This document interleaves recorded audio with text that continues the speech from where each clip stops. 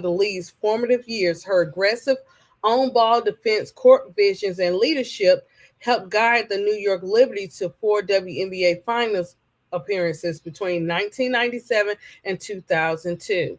Weatherspoon's legacy as a foundational WNBA star is cemented by her numerous accolades and introduction into multiple basketball halls of fame. Okay, so let's talk about our girl Teaspoon. You know what I'm saying? Um, why is Teaspoon so important, and how she played a role and continue to play a role, um, in the WNBA women's basketball, and she even, played a major role in the NBA too. So they listed the first like the five facts, the most important they felt that was the most important about Teaspoon. So number one, I'm just gonna read them down without the numbers. So first, Weatherspoon was the first player in WNBA history to record double-digit assists in a game, doing so in the league's inaugural game in 1997. She won back-to-back Defensive Player of the Year awards in 1997 and 1998. Weatherspoon led the WNBA in both assists and steals in 1997. We go back to her half court game, which was game two of the 1999 WNBA Finals, is widely considered one of the greatest moments in the league history. Weatherspoon was inducted into the Women's Basketball Hall of Fame in 2010 and the Naismith Memorial Basketball Hall of Fame in 2019. Her career highlights were in 1997, she joined the New York Liberty for the WNBA's inaugural season, leading the league in assists and steals while winning Defensive Player of the Year. She won her second consecutive Defensive Player of the Year award, 1998. 1999, she made her first All-Star team and hit, of course, we keep going back to the iconic half court shot in the WNBA Finals.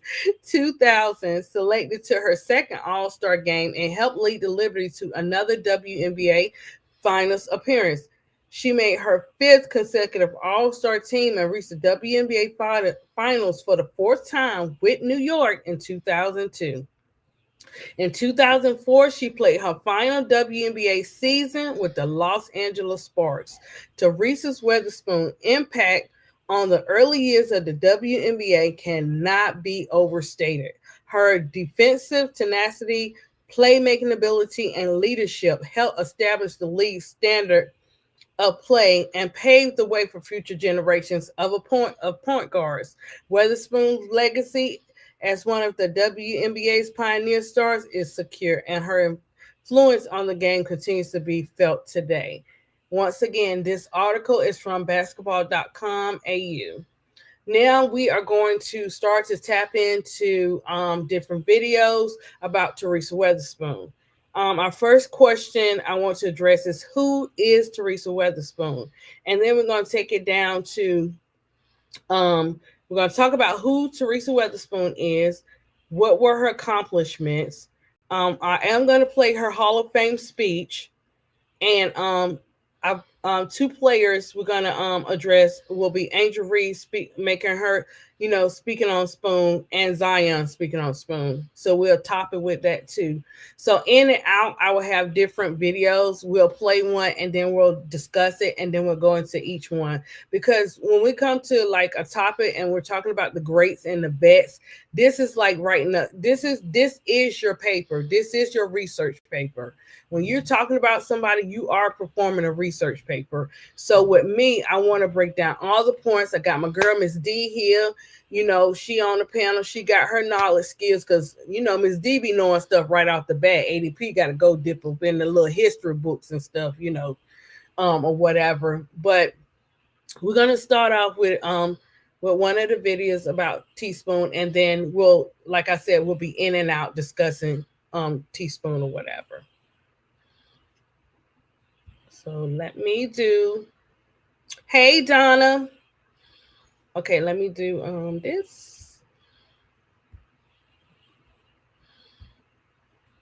Hmm, let's see which one I want to do. Okay.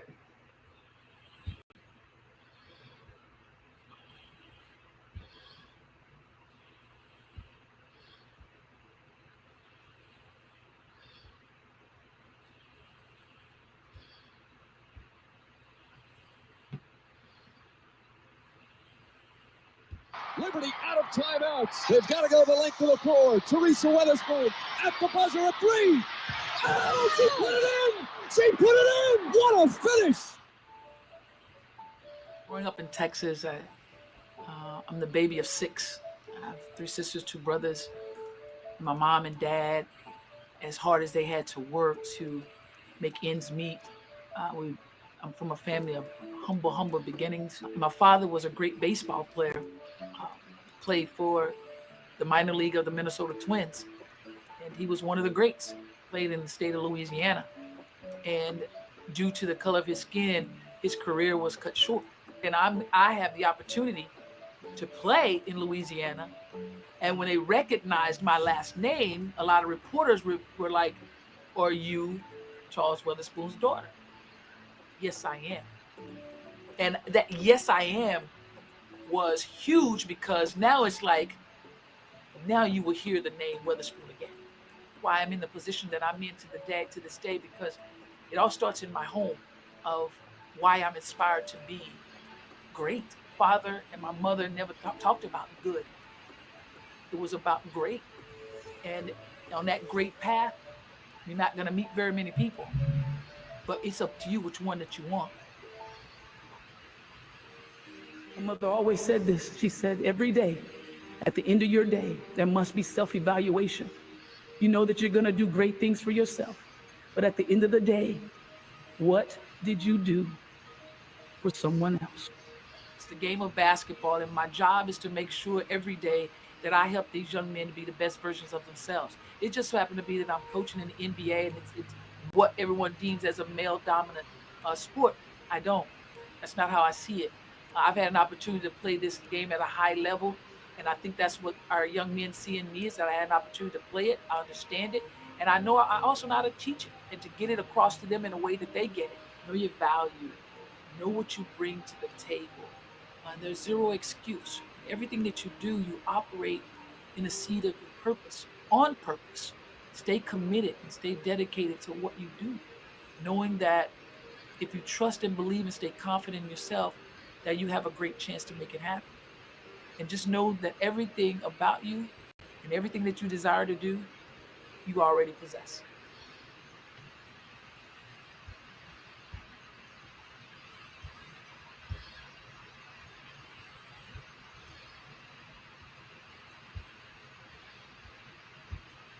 Now, Miss D. Okay, so starting off, I gave you guys like a summary of Teaspoon highlights, who Teaspoon, kind of is, so we can get a feel of her, from the beginning, or whatever. And then I touched on this particular video because I like if you follow Teaspoon, or if you know who Teaspoon is, her character doesn't change. She's like this same genuine type of person. It hasn't changed from when she started. And mind you, she played overseas too now. She got championships overseas or whatever, um, too. So Teresa Weatherspoon is just one of the greats. You can't touch it. She done hit every area. She may not have gotten a championship in the WNBA, but she played a major role all through her career, with coaching, um, with playing the game, with coaching. You know, what else? Miss D, she did. What else did she do outside of coaching? Mostly like her, like encouraging others, her motivation, like it travels, it's carried. And mind you, this in the 90s, Teresa Weatherspoon playing, and we're in 2025. She is a difference maker. What made me sad about I was really heartbroken when Teaspoon left. And I know people were like, Teaspoon didn't do this, or Teaspoon might not have did that, or whatever. Everybody got their feel of, type of stuff. It's different when the real fans, how we were saying, hey, Teaspoon, you might want to do it this way or you might want to do it that way. But all that was out of love. I keep saying it's a big difference from real and fake fans. And when it comes to Teaspoon, I believe if Teaspoon would have got the fair chance, then this year we wouldn't see this. We would be we would be in the playoffs. We probably would be winning the chip. You want to see these players. Go ahead, Mr. You want to see these players, and some of these players wouldn't be on the team because I think she could, evaluate. They for some reason they had good players, decent players, that they got rid of on training camp. So I don't get it. So, but go ahead. I'm sorry. Right, but right, and she would have got all the dogs together. You're not telling me she would have got all the dogs together, and guess what? Olivia Miles probably would have came out. It ain't no problem. She would have came out. Let me tell you, these players hear stuff. They hear and see before they even enter the league. And then when you promising them stuff and they get into the league, everybody knows about Chicago Sky. Everybody knows what's going on with Chicago Sky on and off the court. It is that bad, right? So next I'm going to tap into Teaspoon did an interview. This was before she received her award in 2010. And she talks about how she replaced Kim. Well, not replaced her, but she kind of took over and coached for Louisiana in Louisiana. So I'm gonna play that next clip. Yep, yep, yep. Uh-oh, gotta do share screen every time. I hate that, Miss D. You do have to do it every time. Otherwise, it's not gonna show up when you play in the playback. Like when people watching it, like, what are you talking about? Oh, gotcha. Okay, I see why they do it then. I didn't know. Okay.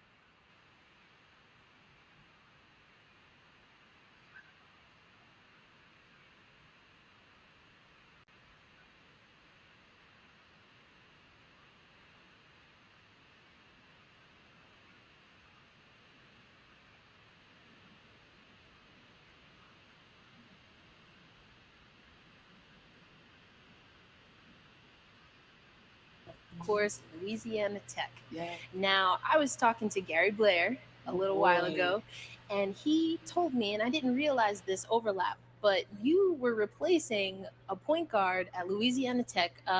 Might know her name, Kim Mulkey. Yeah, yeah, yeah. That was that was pretty tough because that was such a great basketball team, and she was such an amazing point guard and leader, and she was well known at Louisiana Tech and in women's basketball. And for me to be coming in, and everyone was saying, "Well, you have some big shoes to fill," and what Kim Mulkey brought to the Lady Texture basketball program. But I had to have a different mindset and know that those shoes that Kim brought to that program, those were her shoes. I had to bring my own and try to take the program and push it to another level because of what she had done with those ladies. She had an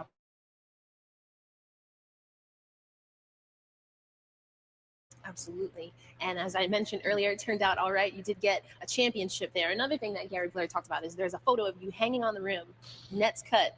What do you remember about that? how hard that game was. We really had to fight to win that championship game. The year before, we lost to Tennessee, and we were chosen to win it all at that time. And we knew, man, getting back there and we're once again in trouble and not going to win again.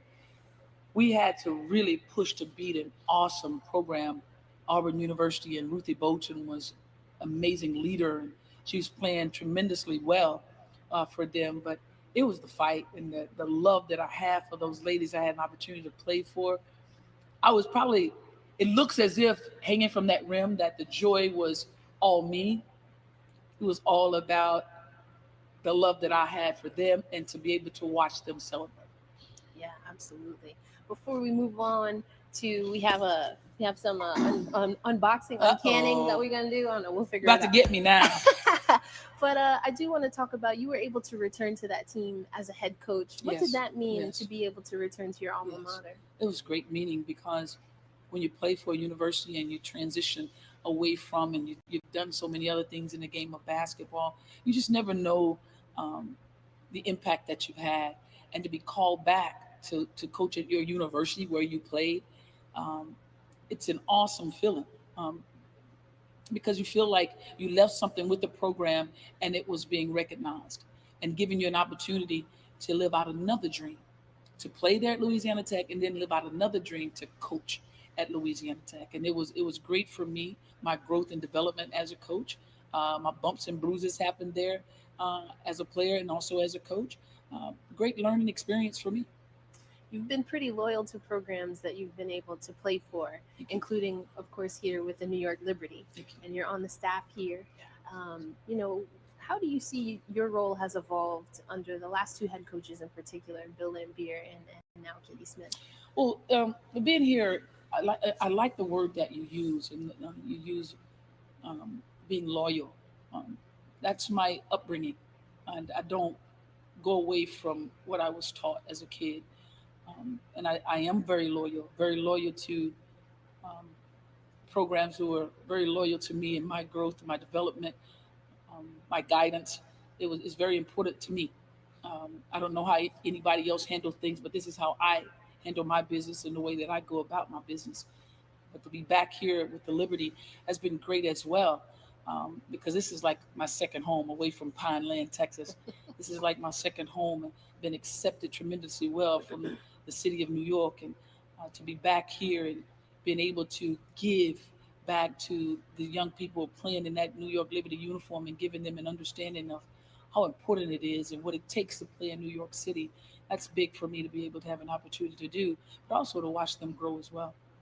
When you talk to former WNBA players, from Swin Cash, who obviously played with this franchise, to even Lindsay Whalen, they talk a lot about the sweat, the blood, the tears that are poured onto the court by pioneers like yourself. But I think a lot of people, when they think of Teresa Weatherspoon, WNBA, and the New York Liberty, they think about the shot. Yeah, I think so. I think that shot took over everything that I tried to do in this game. But it's precious. It's really precious because it's something that, to be honest with you, this is the honest truth, is that last night on NBA TV was the first time I watched the game since then. Really? So First they time. did have that. So that was 1999 1999. WNBA Finals, Yes. Game 2. Game two. Game two. So what was it like to watch that? I did see it was on TV. Weird. It was really weird. I think I was just really looking at my teammates and just watching how we played the game and how hard we played the game and how much fun we had and the love that we shared with each other. I look at many other things and not just the X's and O's of the game of basketball, because there's so many things that make it go, that makes it work. And the family atmosphere that we had, that sisterhood that we had, it was just really good to see. But the movement of us was a joy to watch, and then to see the celebration. It was absolutely tremendous, because I'm telling you, we had a hard time in that game, and I didn't even recall that we were stuck on two like that for the very longest. But to watch it, 20 years later, was really weird, but a lot of fun. So now I do want to ask, did you see how Tina Thompson reacted after that I'll shot? never forget that.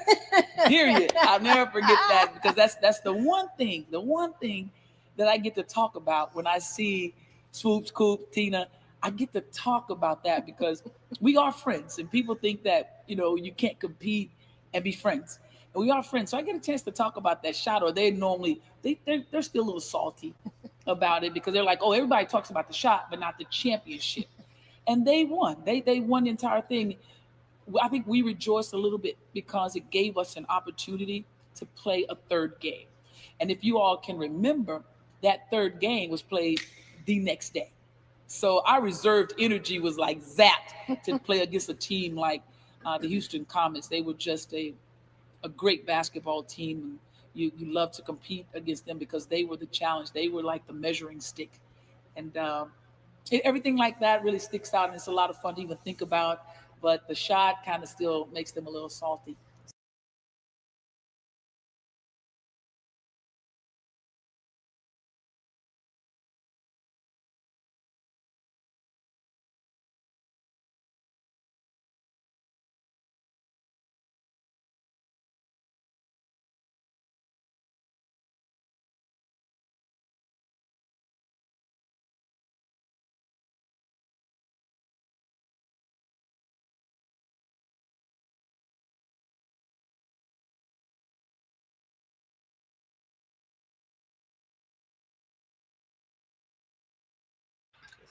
Sorry guys, I'm just up here just talking about Teaspoon, and Miss D ain't say nothing in the chat. But yeah, so this just goes On to show. you must have been on mute. I'm sorry. Yeah. So guys, yeah, this just gives us more perspective coming from Teaspoon. This lady knows how to carry an interview. Every time she talks, every time she carries an interview, you can tell, even if she was soft spoken with her players and stuff like that, you can tell she meant business about unity, about family, you know what I'm saying, while she's teaching the game.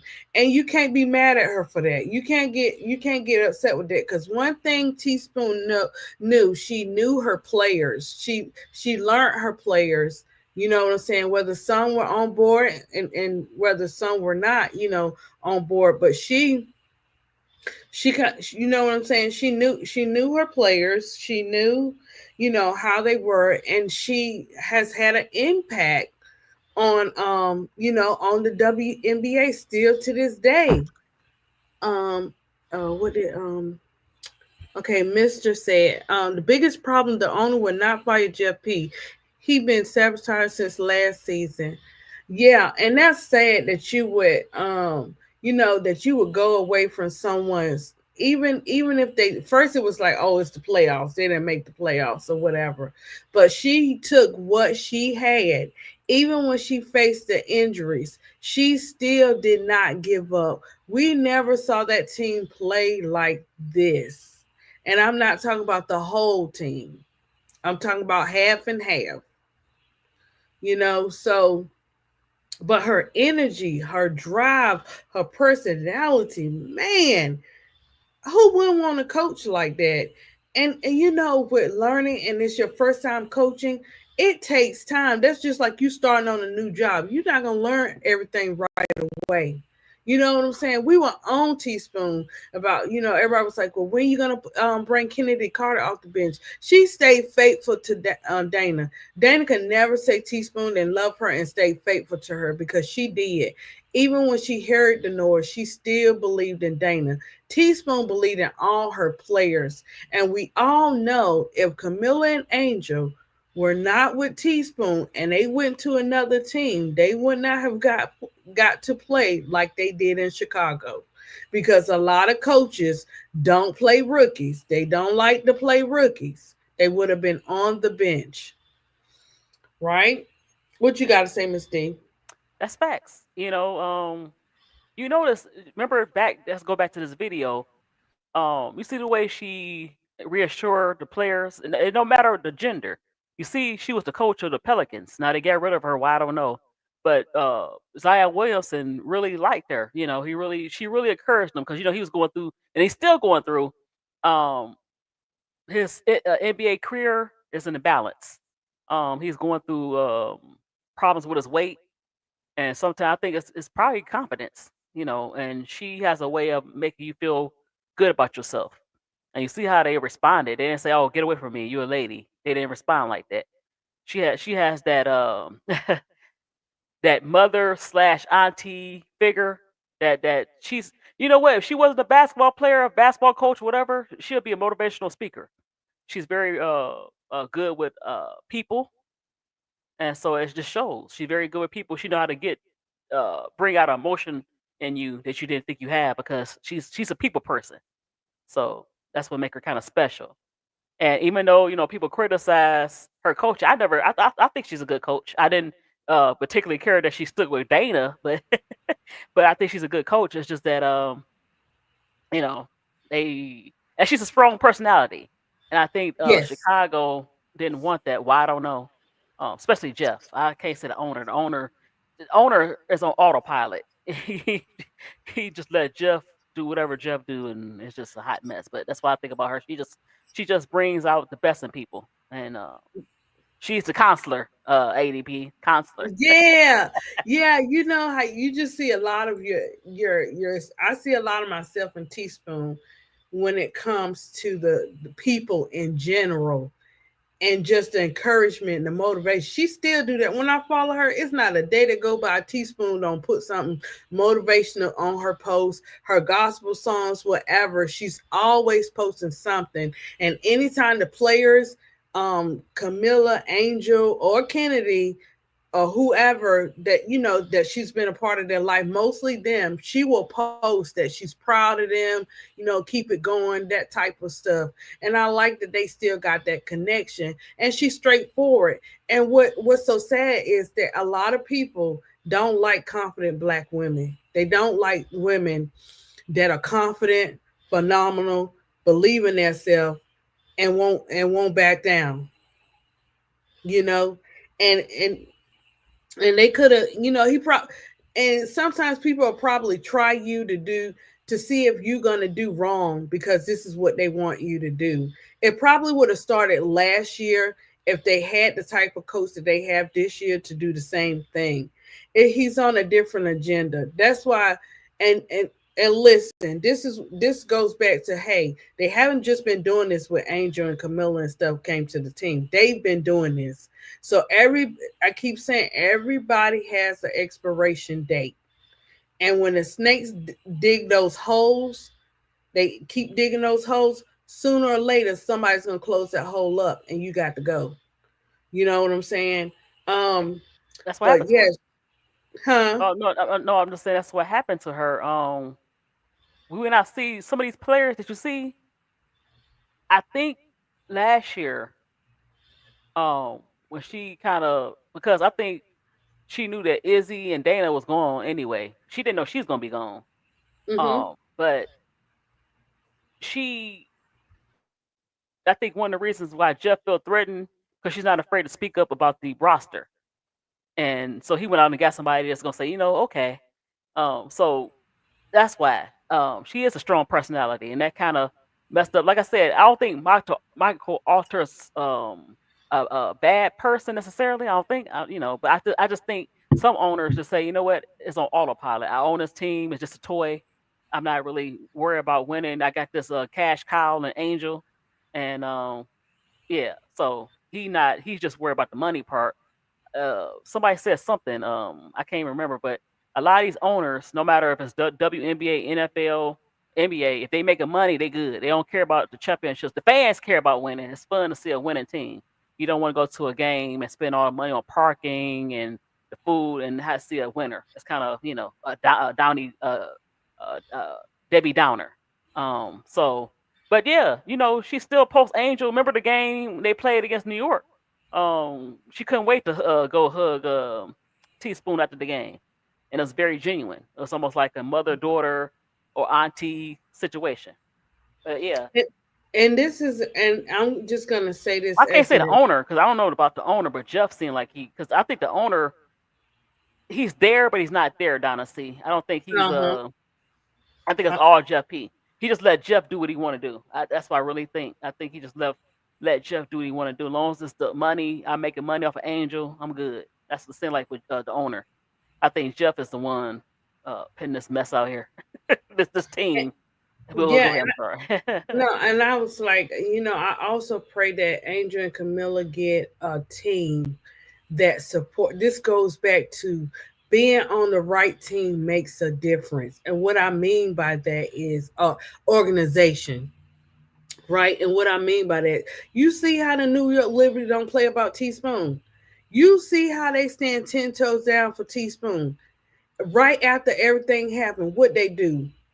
Teaspoon, we got you. Come on. Let's celebrate. Let's celebrate you. You come. That took a lot because she was really heartbroken. I I would have wish been she was the heartbroken coach of Liberty. That they should have gave her the opportunity before, even before Chicago gave her the opportunity, and not Cindy Brondello. But hey, what do I know? But go ahead. I'm sorry. What do I know?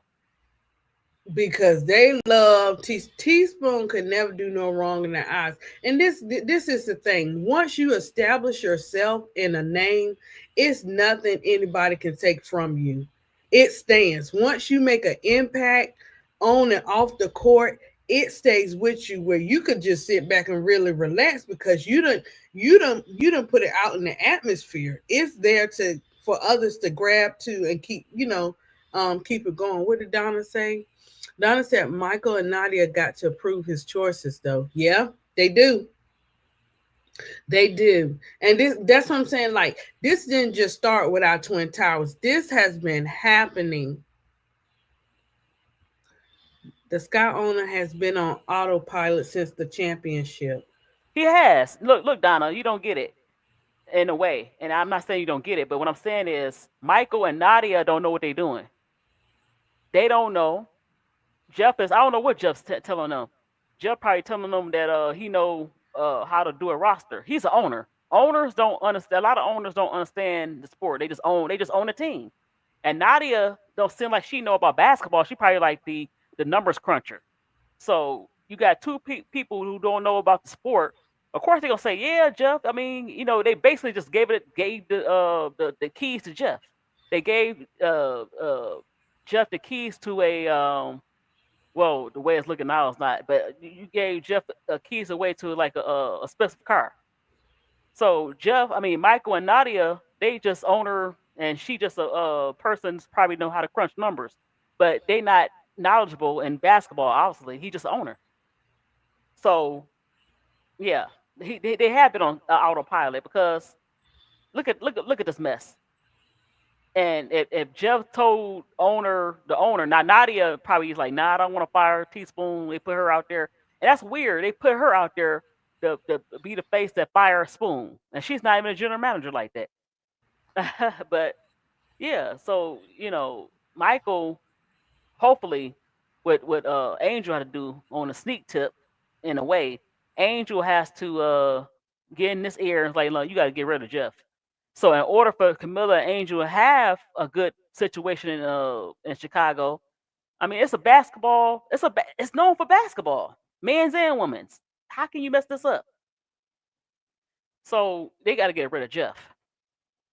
They just got to get rid of Jeff, and the owner had to be. He got to get off autopilot. Now he did a good thing. I'm sure maybe he had some conversations with Lisa Leslie, but I don't know. But go ahead. I'm sorry, ADP. Yeah. Everybody got their opinion on that. It's just all across the board. It's just crazy work. Hey, Riddick. Um, so now we're gonna go and we're gonna touch into her speech when she was getting her award. And I love this speech because one thing about Teaspoon, boy, she got a lesson in everything. You just gotta listen and pay attention. So let's tap into our next video. This is Teaspoon. She's gonna be receiving her award, but she does her speech.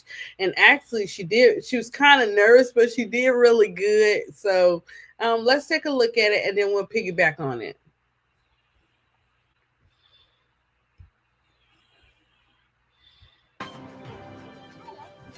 It's the nature of it, right? Being so excited, you fall your butt up the steps. I didn't want to curse there. My niece and nephews are here, but that's the nature of it when you get nervous. And this is something that I never thought, never ever envisioned in my life. But I do know this is that when God solidifies and glorifies your position and your destination, as no one can take that away from you.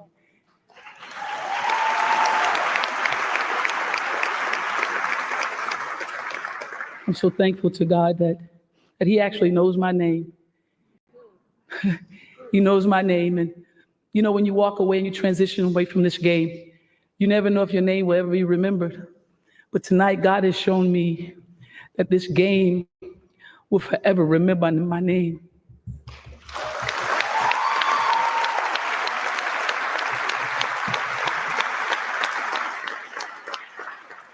I definitely have to always make sure that I pay attention to history because it's so important. The history of this game of basketball, I wouldn't be standing here and having this opportunity, wouldn't even have the opportunity to play the game if it wasn't for the history. The game has been so kind to me, given me so many things. It's been my sanctuary, it's been my safe haven, a place where I can go and feel good about my life. I had an opportunity with this game to see some things I thought I'd never see, do some things I thought I'd never do, meet people I thought I'd never be able to meet, like these three right here. These are three great, fierce competitors.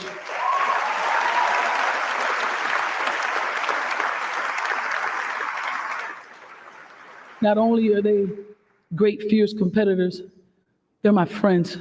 I had an opportunity to talk to them, and I'm so thankful to you all for just welcoming me in to the hall tonight because it's so special. But I had a chance to just speak to each one of them, for them to tell me, what is this gonna be like? Because it was very difficult for me and emotional for me. And they just said, be yourself, be who you are. And that's important to me. They would take time out to do that for me. They are great friends of mine, great friends of mine. But just know this, and I want you guys to know this tonight. Look at me while I say it. I'm still salty about those 3 championships that we gave you.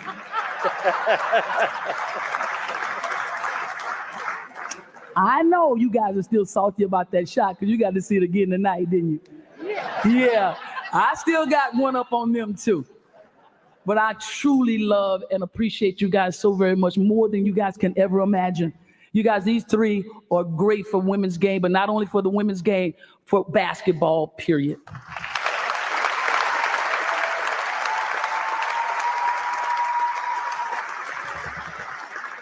I want to make sure that I thank the hall, the organizing committee, and Mr. DeLeva, Mr. Lambert, and of course, Ms. Fran. You guys have been absolutely awesome. I appreciate this entire week. It has been more than you can ever imagine. My emotions have been flying from one side to the other, and I am definitely going to be me up here. I don't have anything rolling. I want you guys to know ain't nothing rolling up there for me. So I want you guys to know that. So I just want to speak from my heart of what I feel and how things have happened for me in my life. Because I'm telling you, this game has given me a great opportunity to do some wonderful things. I have 2 coaches here with me from high school that coached me, and they have absolutely sharing this night with me. They're celebrating this night, Coach Ricketson and Coach Swindell. Coach Ricketson, as an 8th grader, she looked at me and she said, I want you to practice with my varsity team. Gave me a chance to practice with that varsity team, and she always said to me, she said, you can play with anybody. And I thank you for believing in me. I thank you for when we ran, you ran. When we were lifting, you lifted. When we were sweating, you were sweating. That is a great example of a coach to be, and I appreciate you being that example for me. And to Coach Swindell, you showed me that tough love. Man, she's a coach who kicked me off the team. Those are the 3 longest days of my life. My mom had to get me back on the team. There was nothing I could do to get back on that team. My mother got me back on the team. But when you talk about teaching me accountability, you taught me. Responsibility, you taught me. Leadership, you taught me how to lead. And if I have to do that all over again with you, Coach, I would, because that lesson was major for me as I moved forward in this game. I thank you and I love you for life, Coach.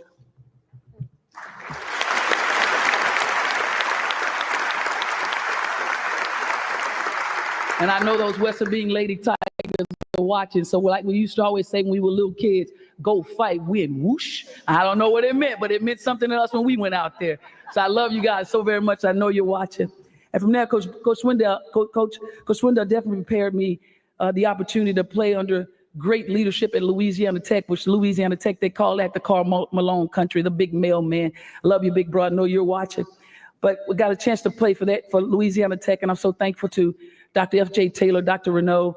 Thank you for that opportunity. And then Coach Hogue, of course, and Coach Blair. Coach Hogue, her name is spelled H-O-G-G. And when they came to come and watch me, she still tells this story to this day. They came recruiting me, and she said that she was pulled over by an officer, and he was Officer P-I-G-G.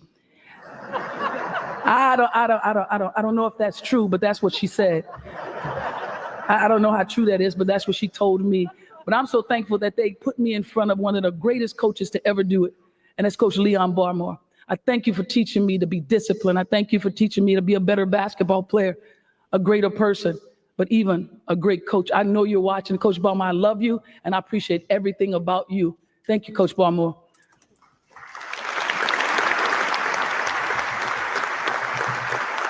And to the Lady Texans I had a chance to play with, you guys, we were 18, going in 18, 19, 20 years old, trying to find ourselves. We have some great memories that we can share with a lot of people.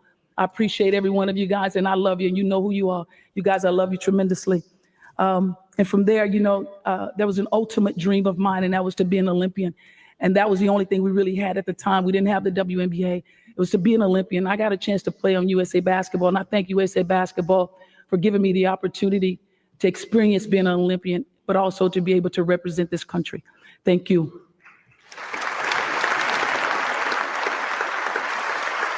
From there, leaving USA Basketball, headed overseas to have to really pursue my career professionally, playing in Italy and playing in Russia. And in Italy, I got a chance to play in Busto Arsizio, Magenta, and Como. I created such great friendships for life.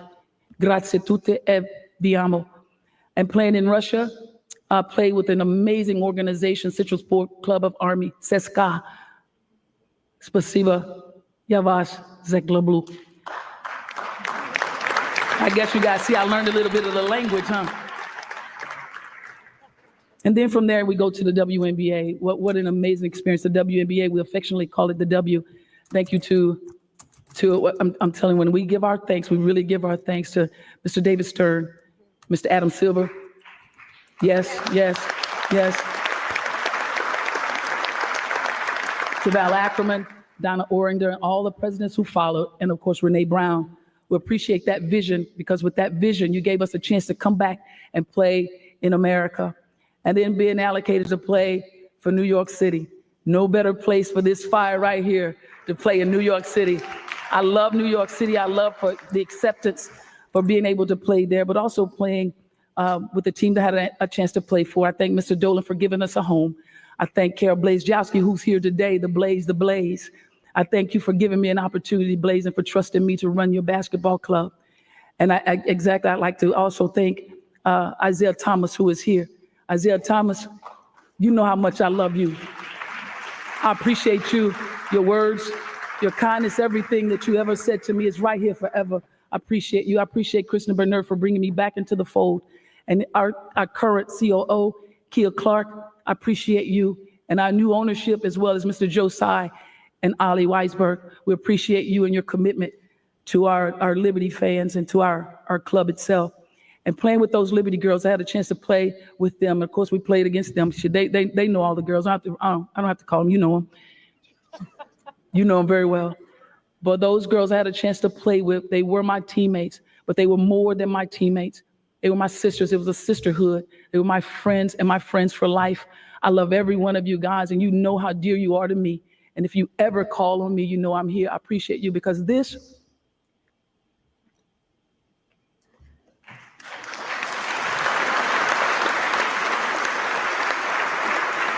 tonight would not be possible for me without you guys. I love you and I appreciate you. And also to the Los Angeles Sparks, that organization, and Penny Toller, I appreciate you. But when it comes down to all of the emotions for me, it's when it comes to thanking my family.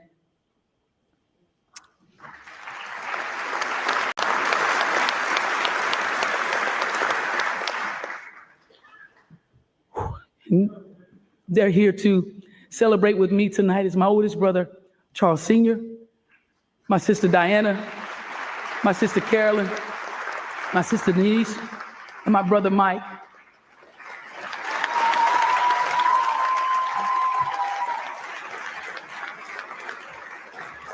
I never had to look outside of my family for my heroes. You guys were the example for me to follow. I'm the baby of those right there. I'm the baby of 6. So I was well protected, well watched over.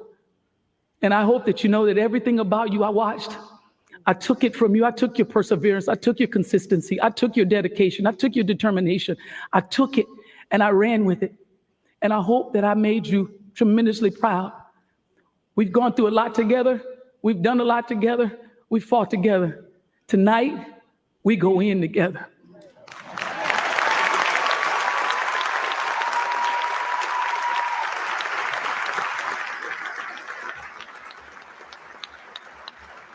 And to my nieces, my nephews, and I also have a great nephew and great nieces. And Dominique, Tanaya, Brandon, Jalen, London, little Anthony, and big Anthony above. I hope that I've been the greatest auntie that you could ever have. I hope that I've been the best example that you could ever have. Because God has given me you, and that's the best thing he could have ever done to me, is to make sure that I'm able to say that I'm your auntie. I love you guys with all my heart and all my soul. I love you.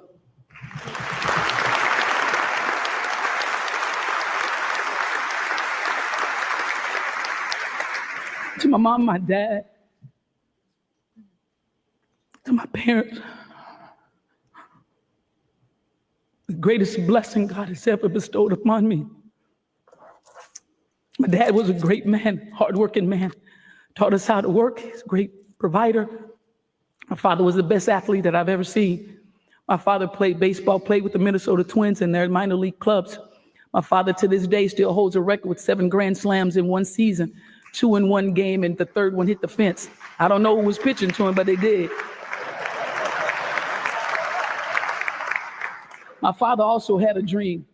My father played in the state of Louisiana, but because of the color of his skin, my father was not allowed to play. But tonight I can actually say to my dad, Dad, you're a Hall of Fame and no one's gonna take that away from you.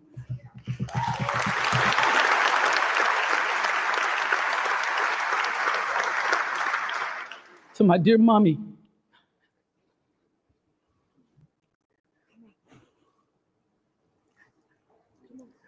my mother taught me how to operate in the seat of my purpose, with a purpose, on purpose. She's my reason, she's my why. She taught me how to turn a no into a yes, a negative into a positive. She taught me how to stand in the face of everything. She would say, when you stand in the face of everything, she'll look at me and she'd say, you're victorious, win. And I hope that my mom knows I take everything that she said, and I know that I'm victorious, and tonight it says it to me that I've been victorious. My mother always said this. She said, every day, at the end of your day, there must be self-evaluation. You know that you're gonna do great things for yourself, but at the end of the day, what did you do for someone else? That has stayed with me for the rest of the life, so I hope that my life is touching another life. And I'm gonna leave you with this story, and this story means the world to me in my life, and I hope that it touched you. My mother said I was a better storyteller than a basketball player, so I'm gonna be what my mother said that I am. There's a story of 3 frogs. I know you like frogs. This girl's up here talking about frogs and we're in the Hall of Fame. 3 frogs, and these frogs fell into a hole of depression. And at the top of that hole, as they're trying to get up out of that hole, at the top of that hole, there's a bunch of haters telling them what they can't do. Those frogs started to try to jump and get up out of that hole. As they were jumping, those haters at the top of that circle saying, you can't do it, it's impossible. Why don't you stop jumping? You need to quit. You don't have any value, no need for you to jump and try to get here. One frog died out, he couldn't make it. The words were too piercing. The pressure was just a little bit too much. The 2 frogs kept jumping, and all of a sudden, there goes the haters once again, start to tell you what you can't do. You can't do it. I told you there is no value with you. You don't belong at the top. You need to stop jumping. Stop jumping and die out with your other buddy. Second frog dies out. He couldn't make it. Words too piercing. Pressure is too much. All of a sudden, the third one is jumping. He's jumping till trying to get to the top. Haters are telling him, why don't you die off with the third one, with the other ones? Why don't you be the third one to die off? You can't make it up here. It's impossible. We're going to sit here and we're going to wait, but you can't do it. It's impossible. You need to stop. You're not worthy. That frog kept jumping. All of a sudden, boom, he springs, he gets to the top. They're looking at that frog and said, man, how did you do that? That's impossible. How did that happen? The frog was deaf.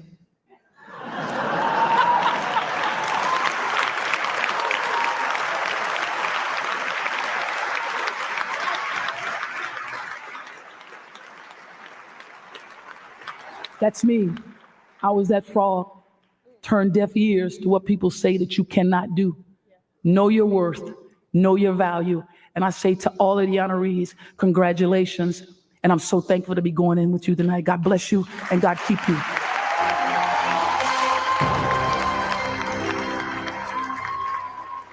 Oh my God, that was wonderful. That was wonderful. I mean, I cried, and that story about the frog.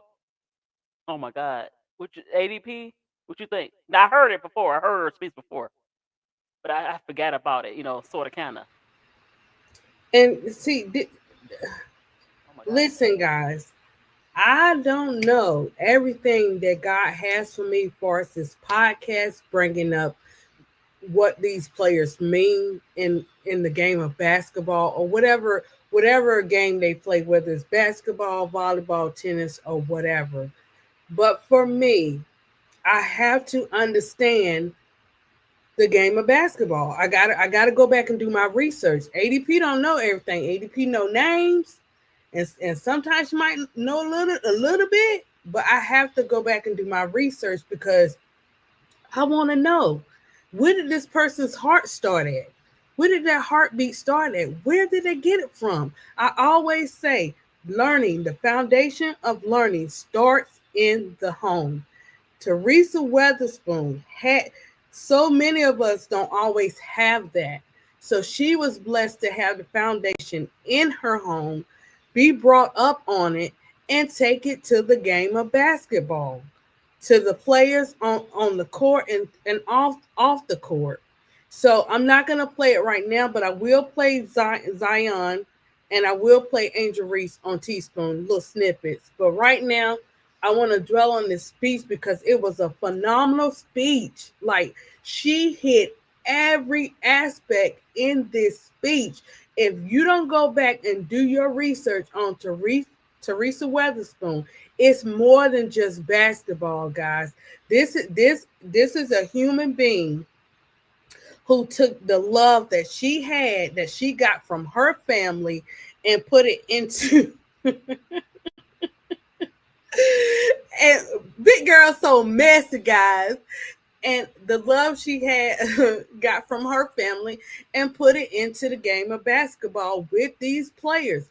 Say what you want to say about Teresa Weatherspoon, but one thing you cannot take from her is her game, her imprint, and how she carried herself on and off the court with these players. She is a difference maker. She's in defense on and off the court. She's built a name for herself, and this is her purpose, and she will continue to do that. Not everybody can do that. No, not everybody can go into a place. You got players you don't know, and you have to teach them certain things. So therefore, you do have to learn their personalities. You do have to learn what works and what doesn't work. But before you do all that, understand the heart of your players. Understand the heart of the people, of the, or whatever, or that particular person, before you start to critique them. Okay, Miss D, take the floor, girl. I'm sorry. You know what? So listen, the speech. The speech has nothing to do with basketball. It's a especially the frog story. It's a metaphor on life. Um, you're gonna have some obstacles in your life. No, now let's go back. Let me go back. She has a beautiful family. She has older brothers and sisters. She was the baby. Obviously, her brothers and sisters encourage her. She had loving parents. She had a father who played professional, so she know the work ethic of how to um, play in sports. But the story has nothing to do with basketball. It could be applied to life. And one thing her mom taught her, and she just it stuck with her. I can help myself, but sometimes the greatest blessing is when you help other people. And she always asks Teresa, um, "Who did you help? Today?" Um, so sometimes the blessing is it's good to help people, and sometimes in helping somebody else, you helping yourself. It shows compassion. and Karen. So the frog story was very interesting. You're gonna have people to say, "Oh, you can't do that. You can't do this," and sometimes you get in your own head, and it affects how you move. But I like at the end when she said, the two frogs, they one frog, hung in there with the other frog. It was three frogs, and um one frog gave up at the beginning. I mean, it just took somebody just saying, "Hey, you can't do that." Other frog like, "You can't do that," and it kind of gave up. The other frog to survive was deaf, but he wasn't deaf. She wasn't trying to say he was deaf.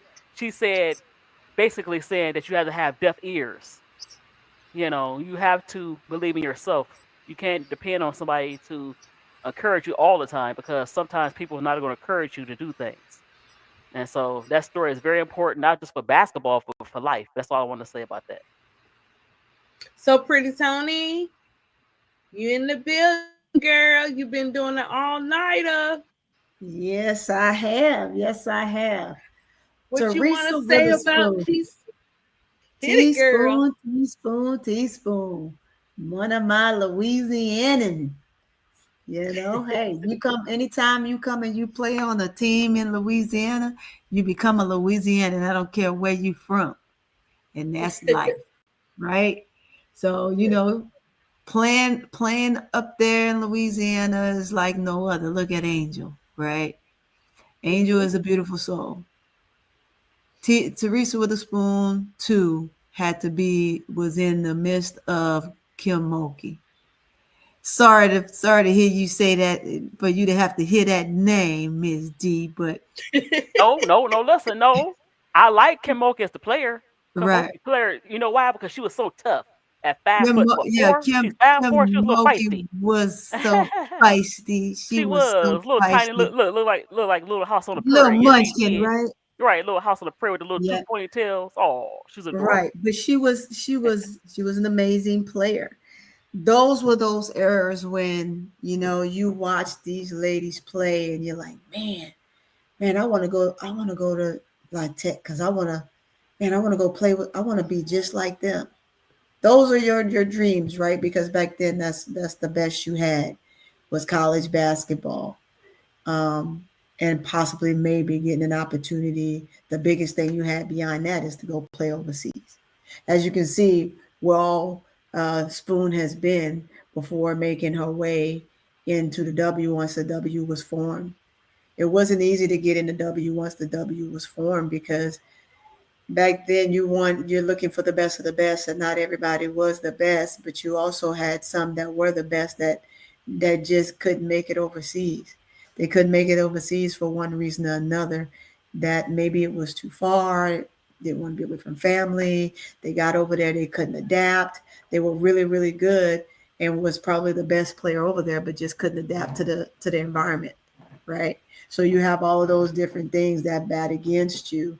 But when you look at her luxurious career and everything she's done, just going beyond the cornerstone of the WNBA as an original member of New York back in 1997, when her birth between 2003 of playing this sport. I mean, that is a long, long time of being able to fulfill your lifelong career and being able to remain healthy, right? You go through your ailments and stuff like that, but it is one of those things that not a lot of people can say that they've done, being an all-star. um, you know, also I believe she also had I'm trying to think off the top of my head, that had the Naismith Basketball Award. She was in that Hall of Fame as well. So there are some things that she didn't get to mention that she's done. And when you're sitting on that stage, standing on that stage, some things become a blur if you don't have it written down, and you're able to just kind of spill it out from what you've written down. But just to have watched her play, how strong she was. Even now, she's still a pretty strong woman to be her age. You wouldn't think she was as old as she is because she still looks very good. but just the things that she's done, the people she's touched, the the infectious love that she has for players in mentoring and developing them. Just look at her relationship with Angel. I believe she had a relationship with Camilla, but she didn't have as much as a bond, I don't think, because Camilla is reserved. Camilla is within herself, and I think that Camilla is one with Angel because she knows Angel and she feels secure with Angel. And I think this year, this would be in year two under Teaspoon, would have given Camilla an opportunity to have the love for Teaspoon that Angel had, right? But Teaspoon is just a phenomenal person. She's a phenomenal person. She means well. There's some things that I wish she would have had another year that she could have fixed from the previous year, right? But that being said, that opportunity, of course, was just lost by, as we call him, and he's known as the Pink Panther, because only because it she wasn't his choice. I think if she was his choice, of course, naturally she would be there. But when you are that person who stands on your own and your own beliefs and you're going to do things your way because this is what you're built to do, not what you're asked to do, but what you're built to do, and you don't walk at the beat of no one's drum, then you are treated the way that you're treated, the way that Teaspoon was treated between at the end of the season last year. And if you look at Angel, the gravitation for her, she's such a sweet soul. And as she has said and alluded to several times, I move at my pace, not your pace. I don't care what you think. This is me. And She made me that is up. an instillment of Kim Mulkey. But And listen, you know what she made me up though? who's that? When you was talking about her moving at her pace and Hmm. beat of her own drum, and how sometimes management don't like that necessarily, and Uh-huh. you have a very religious or just a strong belief system. Yeah. Uh-huh. That reminded me of Mark Jackson. They Yes. kind of similar. That's why Yes. when you said that, I thought about Mark Jackson. Yes. How in a way he's been blackballed. Why I don't know, but Hmm. yeah. Go ahead. I'm sorry. No, no, you're good. You're good. But I just think that just her passion and her energy and the ability to inspire is so infectious. And it's a great thing, right? Look at the souls that she touched in Unrivaled. Coaching Deerica and Howard and those guys, they all of the players that I've known that she's had a hand in touching them and have supported them, have all gravitated to her infectious uh, energy. And that is someone that it's not a have to have around you, it's a must have around you. She Because got AB like this year. She got AB right now playing how she is. exactly, right?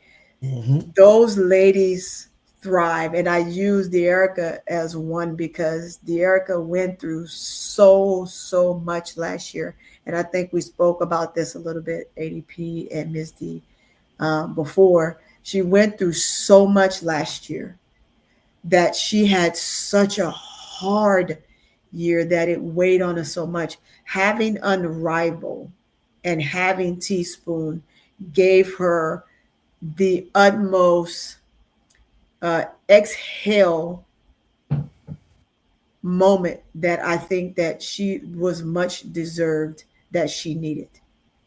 And so you see a new, refreshed, renewed Deerica Hamby this year. And so she's playing stronger and better than ever. And so you have to have someone that comes in your life at some point in time, whether they're there for a season, for just a moment, for a reason and a season, and not forever, right? Because sometimes people aren't meant to be there forever. They're not meant to be around all the time. They're just only meant to be there for that moment, for a purpose. And I believe Teaspoon being there for her for that moment was amazing. Whether she'd be her coach again and unrival this upcoming season, don't know. right? But for the moment she had her, it helped heal her soul for whatever she was going through and battling through. And Teaspoon does that, right? The mentorship that she gives and offer to other players and people around her is so infectious, and that I just think is great. She's a beautiful soul. I love who she is. I love what she represents. I love her style of play when she played, and I love the way that she's able to give back. I saw this speech when she first gave it. Every time I see it, I feel the exact same way from the first time I saw it. I think it's a great speech, and I think that at any point in time that anybody needs to hear something strong and positive, this is something that I think that they should refer to. So that is my sentiments on Teaspoon. Bro Clyde, you're up next. What he doing? Probably fiddling with some shea butter or some moss. Okay, Rocala, don't act like Duval falling asleep. No, I I'm was messing with you. I'm shea messing with butter. you. I was mixing some shake, but I was just letting Tony I get did on. what I say. What I say, yeah. He mixes know, some shea butter. I'm messing with You you. know, I'm He messing was, with he was making some shea butter. Tony been up with me. Yeah, I'm mixing the butter, and then I'm making some sprays, scented sprays. But yeah, I would say that could you present my presentation, ADP? You could click on it next to my picture. Okay, next to your picture. Yeah, you see Jeff P, the Pink Panther. No, I don't see no Pink Panther. You don't see my presentation? It should be right next. Look next to me. It should be in your thing. Look in there. It should be in here. I only Look. see. You should see the Pink Panther with Jeff P here. I see you. That's it. Okay, you see me. Then look down. You don't see in your list of things. Look across. You don't see. It's not up there. It's up. You know, me, you, so pretty Tony, and Miss D in my video. But look, so who manning the channel? You is right. So let me teach you while you're there. So it should be in the presentation. It should be in the presentation. Yeah, it should be saying present. Or it should be on your side, an empty box that says present, and then you will see Jeff Pagliosha's picture in it. But I'm gonna do this. I'm gonna hit a like button. Do you see this just popped up? Hit the like button. Do you see that just popped up? No. You didn't? Hey, Chad, how y'all doing? I'm teaching them at the same time, chat. I'm teaching. Yeah. Hold on a second. Talk to the chat a little bit. So look down. Welcome, guys. Welcome. I don't see dark, like. Do you see my picture? Do you see my picture? Yes, I see you. Yes. So do you see who is here on the next screen? Donna C. Who's when you go to the right, Goldie. when you go to the right, who's next to me? Carol, let's see. So pretty Tony. So and then after so pretty Tony, who Revenue. I'm talking about down up underneath the screen, down where you see Mr. CM23. Everybody still in the chat? Y'all still in the chat? Ready Milky Way? Or did people go ahead and come on over and they balled out? Yeah. Bro, somebody's causing confusion. No, it's okay, baby. I'll teach you. You're gonna have to. That's how I felt last night, ADP. I felt last night. There you go, right there. There you go. You got it. There it is. There's the Pink Panther. It's your birthday. You got it, ADP. What are you talking about? I was going to the side instead of going down. It's all right. I know you did. It's okay. It's teaching. So Jeff, I'm put my link in. Drop my link in the chat. Let me see. Let me drop my link in the chat. Drop your link in the chat.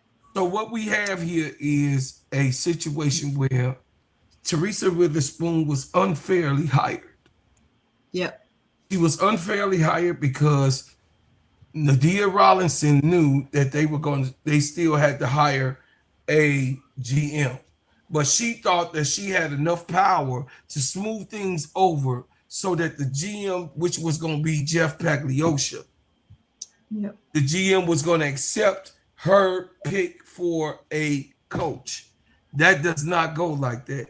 By her being the chairman, she cannot tell the GM who she can and can't hire. This is why Jeff Pagliosha got away with it with Michael Alter to not come to the meeting to release a coach. That never happened in the league ever. That never, ever happened. You could do all of the investigations on an outing or a firing. The GM is always, always present. He was not present because he was like, Trick, that's you hired her, so Trick, you get rid of her, and I ain't gonna say nothing to that Trick. That's what he was at. That's basically where he was at with Teresa Witherspoon, because Teresa Witherspoon said it on the air that she said she don't agree with a lot of things Jeff P said.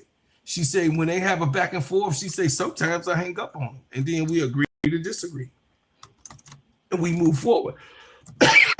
GMs don't like GMs like him don't like to be tried or tested or pushed to the level, another level. GMs like him don't like he's an arrogant and he's narcissistic. He's a narcissist because he really believes that he picked the right team for Angel Reese to play with. He really believed that he picked the perfect people to be on the Chicago Sky roster. Right now, he really believes that. As this is all playing out, him as a narcissist is telling himself that if Angel would have just jailed with the girls, it could have went even better. So now it's going to be Angel wasn't dealing with the girls enough. Tyler Marsh wasn't teaching them good enough. No, you didn't hire any players. You hired no one. Just like the Saints. He hired no one. So he want us to get behind busted up players that's on their way out. They trying to stay in for a roster spot, right? With this next extension, so it's going to be 2 teams next year, right? So by being 2 teams next year, that means that we only holding on and coring. We could core up to 6, but I don't even think we're going to core 6. But we might, because we might have Angel, Camilla, Ariel, Maddie Westbelt, Haley Van Liff, and Rachel Banner. I believe he's going to try to core Rachel Banner to get something for Rachel Banner because he thinks she's worth something. I don't know what the fuck it is. Everybody else going to be washed. I doubt if any of those people, like Tyler Marsh said, any of those other people outside the 6 names that I said, I mean, either he going to keep Bam Bam or Michaela Anawede. Either one of those 2 are going to stay and be cored because he can only core 6 for the new thing. It's the ADP. Mute Bill Claude. It's early for him to be hating on my thing. Yeah, tell him, big girl. Big girl, don't be mad at me that your GM is like Jeff P. Cousin. I don't know what's going on, Jacob. It ain't my fault that he picked no one to play for quarterback for y'all team. I'm trying to get through this, okay? Leave me alone, big girl. Sorry, Tony and big girl. That's right, Miss D. Anyway, so anyway, Teresa Witherspoon, not only is she a Hall of Famer, but she's a tough young lady. She's a tough girl. She believes in getting it out of the mud. She's a defensive mastermind and a master class. Teresa Witherspoon is what you want when you put the seatbelt on, it is her face for a long time in the W. She is a master at locking people up and locking people down.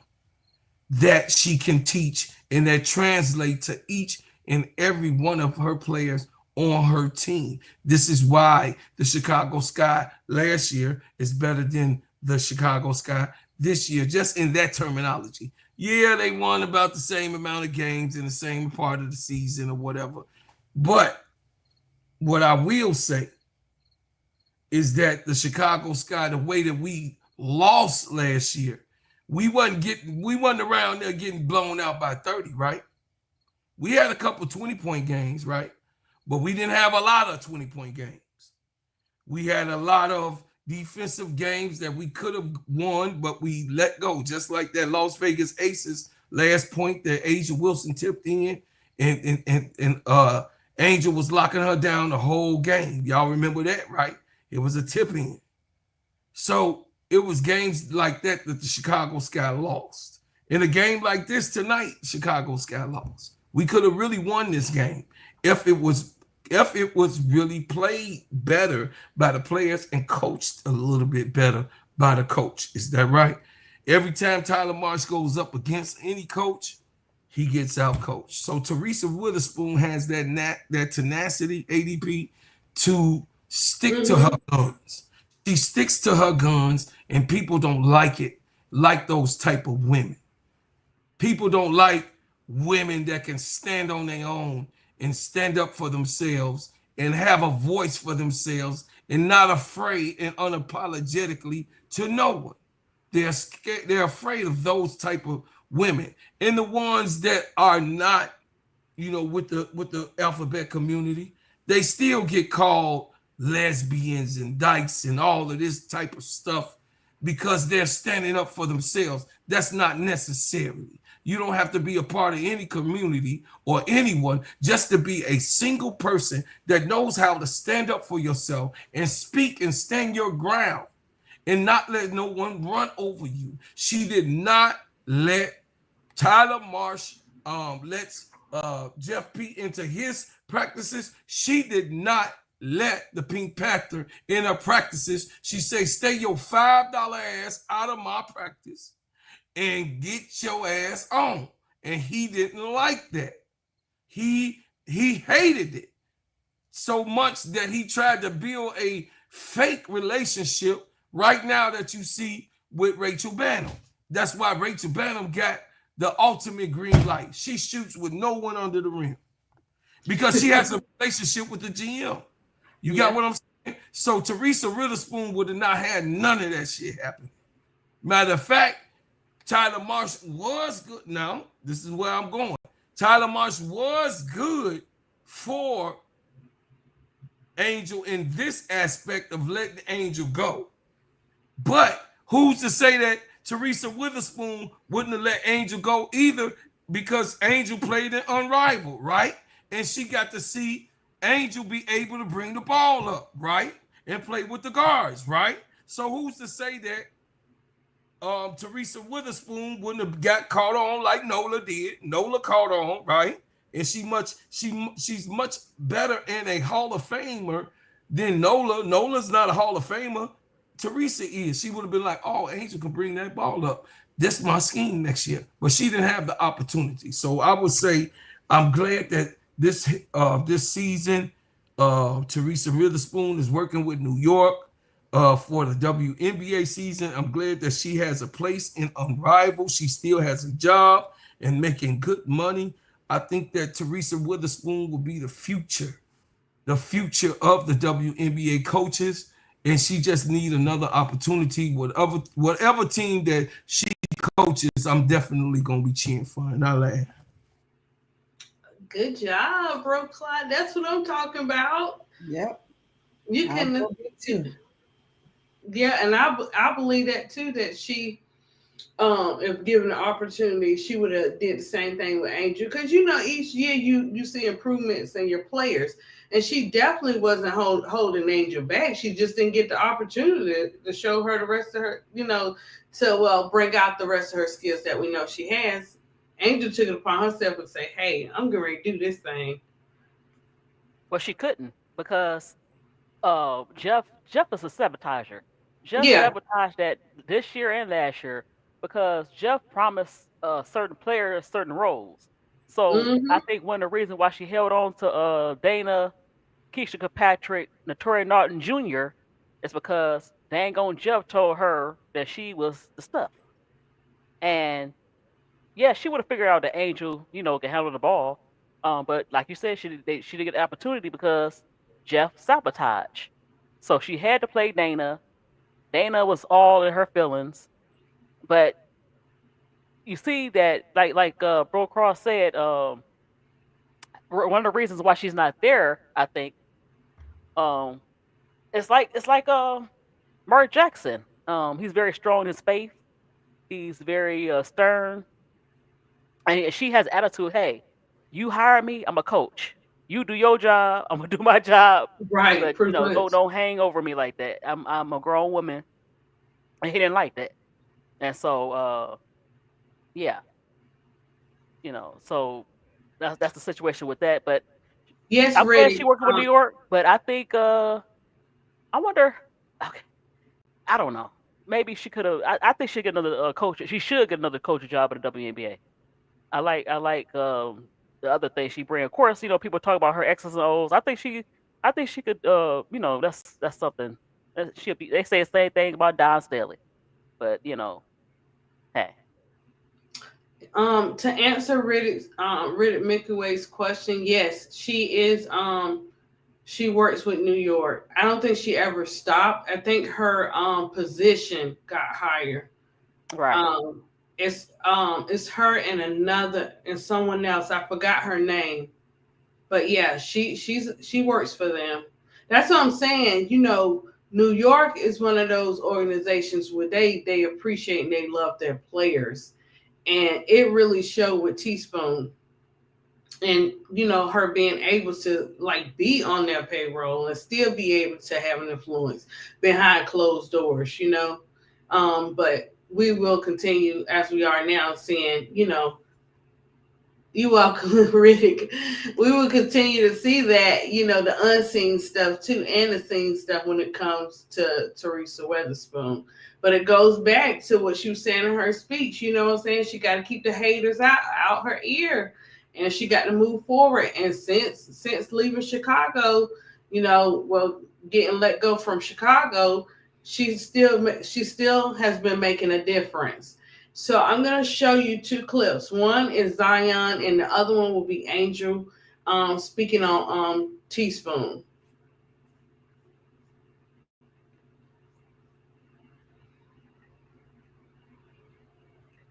Spotlight is on basketball legend Teresa Weatherspoon. Teaspoon, currently an assistant to the New Orleans Pelicans. Weatherspoon was a tour de force in the women's game, inducted into the Women's Basketball Hall of Fame in 2010. She was also voted as one of the top 15 players in the WNBA history, spent her career with the Liberty and the Sparks.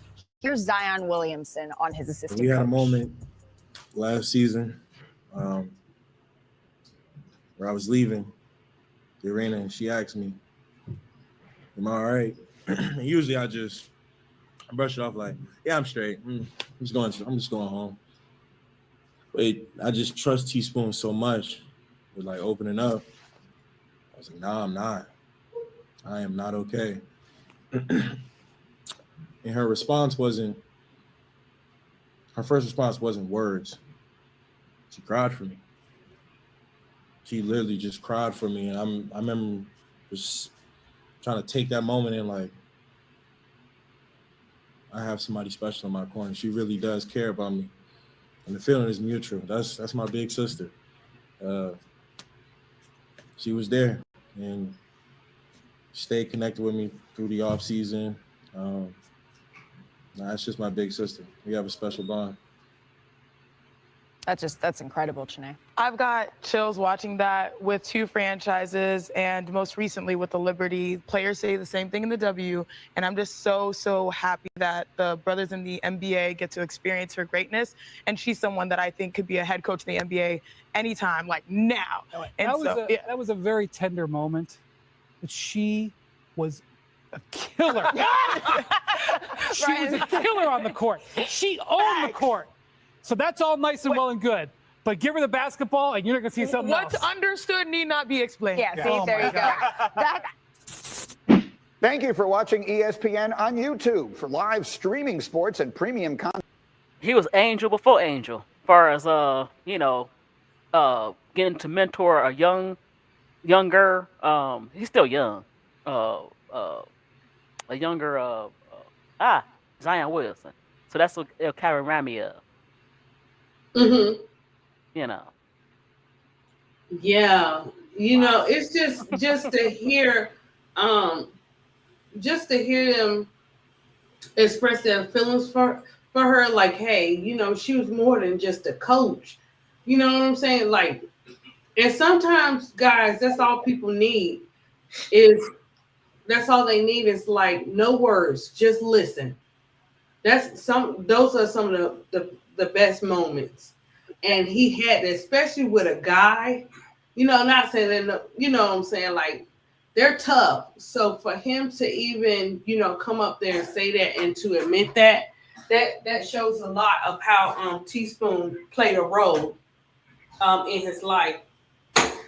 And it feels good, and it sounds good for us to be able to hear, other players be able to express themselves and how she was played a major role, and he called her Big Sis. So she made an impact and a difference in his life. You know what I'm saying? He didn't have to come up there and do that, and he did. I don't know if that's his character because I never studied him, but to do that, it seems like, hey, I don't care. I don't care what people say, about emotions and feelings. I'm gonna let them know this woman came in here and had a major impact in my life. And you don't know if you don't know what he was thinking. Maybe he was like, okay, I'm here today and I want to be gone tomorrow. We don't know. You know what I'm saying? And just by Teaspoon showing that she cared and listened and was there for them, and in the time that he needed, he's still sitting up there and he's able to come, he's able to do the interview and to let us know, hey, Teaspoon was a good coach. Not only was she a good coach, she's like family. So I'm going to play Angels a little bit, and then we'll piggyback off of that, and then we'll get into our little happy time, like Miss D. Okay, let me add this.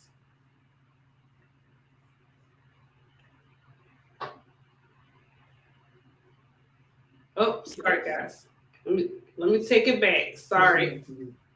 She's meant everything to me. I mean, love you, kiddo. I've had amazing coaches in my career, but this one is like special. She understands with me off the court. She understands me on the court. She believes in me. Shots that I take that she wants me to take, she believes in me that I may not believe in myself. So being able to come to the league and feel at home, being able to be here. I remember sitting on the computer and talking to her when I was going through the process of the draft process, and I was like, please, God, let me go to Chicago. Like, please, I don't care where I drop to, let me go to Chicago, because we know that feeling when somebody loves you and believes in you, not just as a basketball player, but as a human being. It's special. And just coming from her, like, I'm away from home. My mom believes that I'm okay away from home. So it's family here, and I just feel I'm blessed to have Coach. We'll get it in.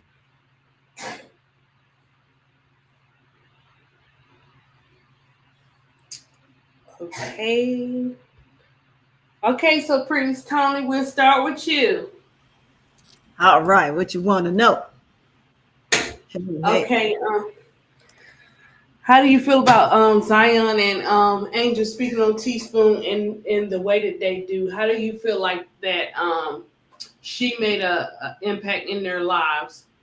Of course, like I said before, when speaking on just her in general, it's what she brings to the table to anyone that she connects with. Her connection with the players, her mentorship, the bond that she creates with these athletes are unwavering. And I love that about her. Like I use De'Erica Hamby as an example You can throw Howard in there. You can throw a few other players that she just touched a lot, right? Um, Again, like they said, each of them shared the same thing, the same sentiment about her. Just her getting them and understanding and praying with them and supporting them and giving them that, you can't listen to the noise, you shut everything out because here's where we are, right? This is what you do, this is your job, this is your life. But in order for you to be successful, to be great, you don't want to just be average, you want to be great. That's what you said. In order for you to be great, these are the things that you have to do. And in order to do those things, you have to tune and sound people out, and you have to believe in your faith. If you don't have that, then there's not much that you can follow through with, right? Because without having that, you really don't have much of anything. You have other people in your ear, you have innuendos, but you don't establish a foundation for yourself spiritually as Right. well as emotionally. You have to be able to have those things in this type of business. And Mm-hmm. being around athletes such as Zion and Angel Reese, these professionals, when you see them, like you said, everyone has a story, and we don't know their stories until they either write a book, they speak on it, or they've had someone come in their lives to have a great impact, like Teaspoon. Teaspoon is one of those individuals that can get the best out of you just by having that connection with you. And her mentorship means so much. Look at the story she gave about the frogs. That's like taking a story and saying, hey, when your when your house is messy and you invite people over, they'll come in your door and they'll look in your house and they may say, I don't know about coming in. But a person will walk into a messy house, but a person will not use a nasty bathroom. Because a messy house can just spells, oh, well, you just came in and you threw stuff around, but you go in the bathroom is nasty, and now you are a nasty person, and no one will ever probably step foot in your home again. So it's a barrier that of things that people just don't cross, right? You have a lot of those Right. scenarios Right. that you can bring forth, and that's like a teaspoon. Teaspoon brings you into a house that's pure and that's clean, right? Right. When you come from an imperfection space, and it's chaos and it's turmoil, and she brings you into a clean space of where now it is sound and you're mentally uh, at ease, right? Mm-hmm. And so now you can see things a lot clearer, more at a professional zone, and you can be as professional and still get your job done and find the greatness in doing the job, no matter the noise surrounding you, because now the noise become deaf ears upon you, and then you don't hear anything surrounding you. Every now and then you'll peek in, as Angel has stated before. She's peeked in a couple times and seen stuff on Twitter. Like she said, I hear the stuff y'all talk about here and there. Y'all be on our guys, you be on my teammates, the guard's ass, right? That's what she said in one of her Right. statements, right? So she does peek in, she does listen, she does hear, but she will not react like she used to. You get the old Angel Reese from the college days and the beginning of the WNBA days, and she's going to clap back because that was just her. But she's learned and she's matured and she's grown in that aspect because she had someone like a teaspoon that has said, hey, look, I get it. This is what you want to do. And that's why understanding in players that play around Angel have as Rebecca Allen said, I've never played with someone that is of Angel Reese's caliber, her status. She's a celebrity. I've never it's blowing her mind because she's never been around someone like like her before. And the stuff that she goes through, and she's such this huge deal. And then the people that she brings in, see people that she put in the stands, like she said, there's celebrities that's all surrounding them all the time. And she's never seen that before a day in her life. So it's an odd to be around somebody like Angel. So you have to have someone in your corner like a teaspoon that gives you that grounding foundation, that's that motherly soul, as though as if your mom is there because you're away from your mom. And that was one of the things that Angel alluded to, that she was looking for, and hoping that she would have within the confinements of whatever coach that she got when she came into the league. And so she had that in Teaspoon, and was hoping that the team that she was with in Chicago as a whole would give her that family grounding environment. Now, whether she got that from all of the players, some of the players, or none of the players, she at least had it in Teaspoon. And Teaspoon was that cornerstone for her and Zion. And so you can't speak about it enough about what an impact that she has and that she brings. Right. Her mentorship. When you listen to Teaspoon talk, everything she talks about is really spiritual. Right. She's a very spiritual person, and I appreciate that about her. Yes. Because no matter what people say, you can almost depict the type of person she is without actually ever having to step foot and have a conversation with her. Sometimes you just have to sit back and you have to listen. But what she's poured into these young and the people that are around her has all been great things, amazing feedback. So I'm all for it, and I that's what I think of it. I think that it's amazing. I think that the young talent that she has touched, their souls, and given them such great knowledge and wisdoms and great advice along the way, and tools to work with throughout their careers, is amazing, and it will be with them forever. Like Angel says, she talks to Teaspoon every day, and that's great because that's unheard of. Sometimes you get coaches and you think that you'll talk with that coach forever, and then you find yourself far few in between that you guys will have conversations after the first year. I know that she still talks to Moki. Angel is a person that deals with truth and honest people. And if, as long as you have that honest bone about you, you'll forever be in her life. If you do not have that, you can kind of pretty much X yourself out. She's a Taurus, just like I am. There's a, like, if once you cross us, shame on you, right? Right. If you get an opportunity to come back in that window, things will never be the same. So it almost is never a great thing to double back, because it just doesn't work. It doesn't work. It's in turmoil. You can try it, but it won't be the same. And so you might as well let it die down and fade. So for her, it just doesn't work. Once it's over, it's over. Time is out. The light switch goes on and off. Once that light switch goes off, the bulb is dead and they ain't putting another one in, so you can cancel it. So that's the deal. But that's what I think about Teaspoon and what she's done for Zion and for Angel. And yeah, and the thing about her and Angel, it was like this bond. Like, she had Teaspoon's back too. And what I mean by that was, she was like, yeah, we be at practice.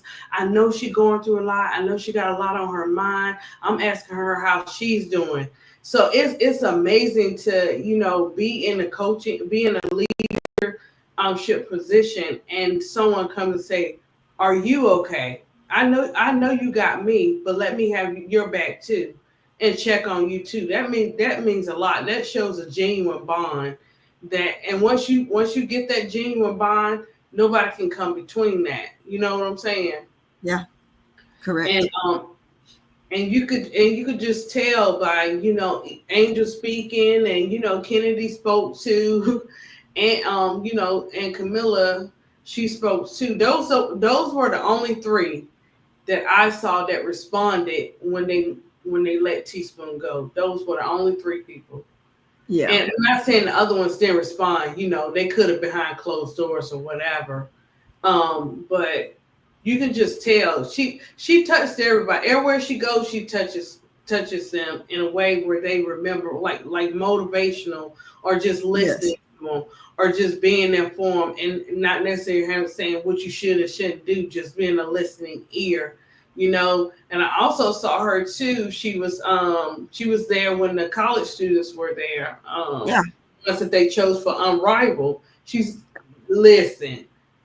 One thing they cannot take from Teaspoon is her. Teaspoon is one of them genuine people, and she's a fighter. She's not letting anybody determine her journey or what she can and cannot do. That makes a difference in the world today. Limitless. Yes. Right. Because sometimes people think they have that authority to tell you what you can and cannot do, and what you can and cannot be. And you know what I'm saying? It takes a lot to, stand your ground. But when a woman knows who she is, not everything, because we grow, all the time. But when she has the foundation, look, I am me, it ain't nothing it's nothing that you can come in between that. It's nothing you can do, And this is the type of motivation for those that don't have that, to be able to see it, as they watch the love of basketball and knowing the greats. The greats are not just called greats just because they're basketball players. The greats are called greats because they're genuine people to the love of people on the court, off the court, and they have this vibe. You can go if you I'm not going to say if you have discernment, but if you know people, you can probably go into that room and not even knowing who Teaspoon is, and just pick up on her vibe just like that. You know what I'm saying? So it makes a difference when everybody that she touches, that she comes in contact with, that she leaves something with them. And everybody the same thing. They saying the same thing, but a different type of story, but the same of who Teaspoon was. And this is what I love on how God works out. They tried to play Teaspoon, and then she wound up having another job with Unrivaled. And you know what I'm saying? She didn't throw hits at them or nothing like that. She was just letting us know, hey, I didn't know. And she was hurt. We watched her go through that. We watched her go through, still going through that pain, through the interviews, through the Liberty, lifting her up to, even with being in Rival, to be in another coaching position and to be over other players.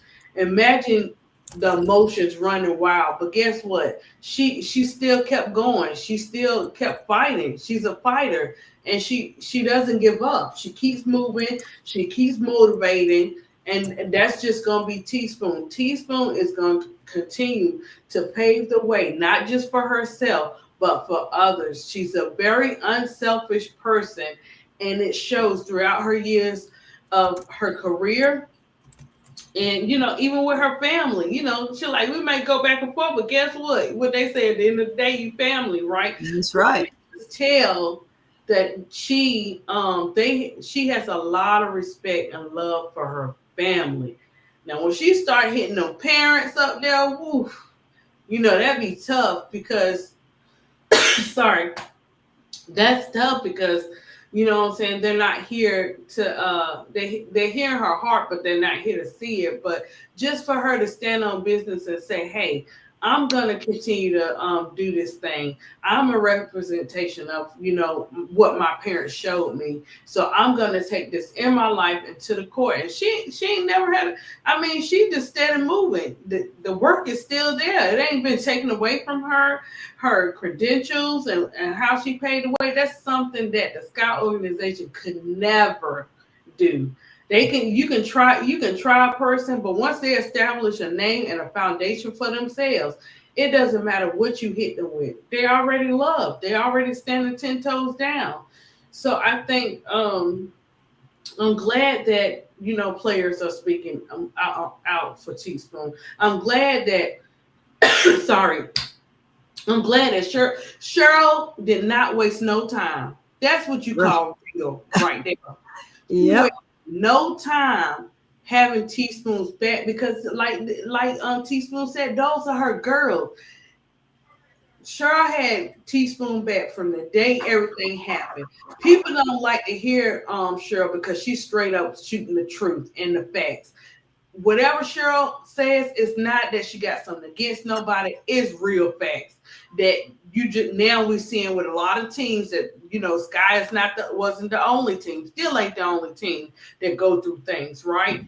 And then on top of that, she didn't have no filter. She was like, this is what's going on, blah blah blah blah blah blah. And I know Teaspoon, she probably gonna get me, but Exactly. I gotta put it out there. You're not getting ready to play my homegirl like that. You know what I'm saying? That's what you call real people. That's what you call genuine people. Because I don't care how much you don't like somebody, man. Right is right and wrong is wrong. And when Teaspoon chose to do right over what she saw was wrong, you see how blessed she is. There's a difference. My thing is, with this new system of coaching this year, how do you go home and say how do you go home and say you did a good job? How do you go home knowing the effects of your team suffering? Right. How do you do that? I mean, the whole season? The whole season. The whole season. You don't have a problem with that at all? You don't want to say, because So Pretty Tony, Miss D, and Bro Cloud, what people forget is it may not touch you for doing your wrongs, but you got children. You got a whole nother generation it could tap and touch. You got to be careful how you treat people and the way that you do it, because it could skip you and go down the line. You just got to be very careful.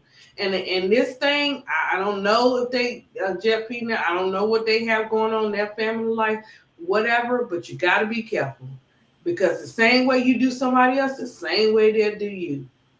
Because if you're going to be the toilet paper, you better continue to be the toilet paper. And if you don't do it right, guess what? They go to the next best thing and drop you. And you don't even see it coming. You done been that toilet paper for so long. It always happen like that. You're that person's toilet paper for so long. And when you get hit, you looking like, please, don't look like that. Let's keep it real. And that's what the Chicago organization have. They got a bunch of toilet paper rolls just rolling up, watching all this happen. Just never mind. I was getting ready to get in detail with that toilet paper. Miss D, I'm gonna let you take the floor, girl. Miss D sleep. What? I was listening. I'm not asleep. Oh Yeah. I'm just guessing with you. I had to get off that toilet paper because I was getting ready to get into. I'm about to say wipe your butt with it, huh? Yeah, yeah. But say wipe your butt with that toilet paper, Jeff P. PP. That stands for PP. Wipe that P. Anyway. Hey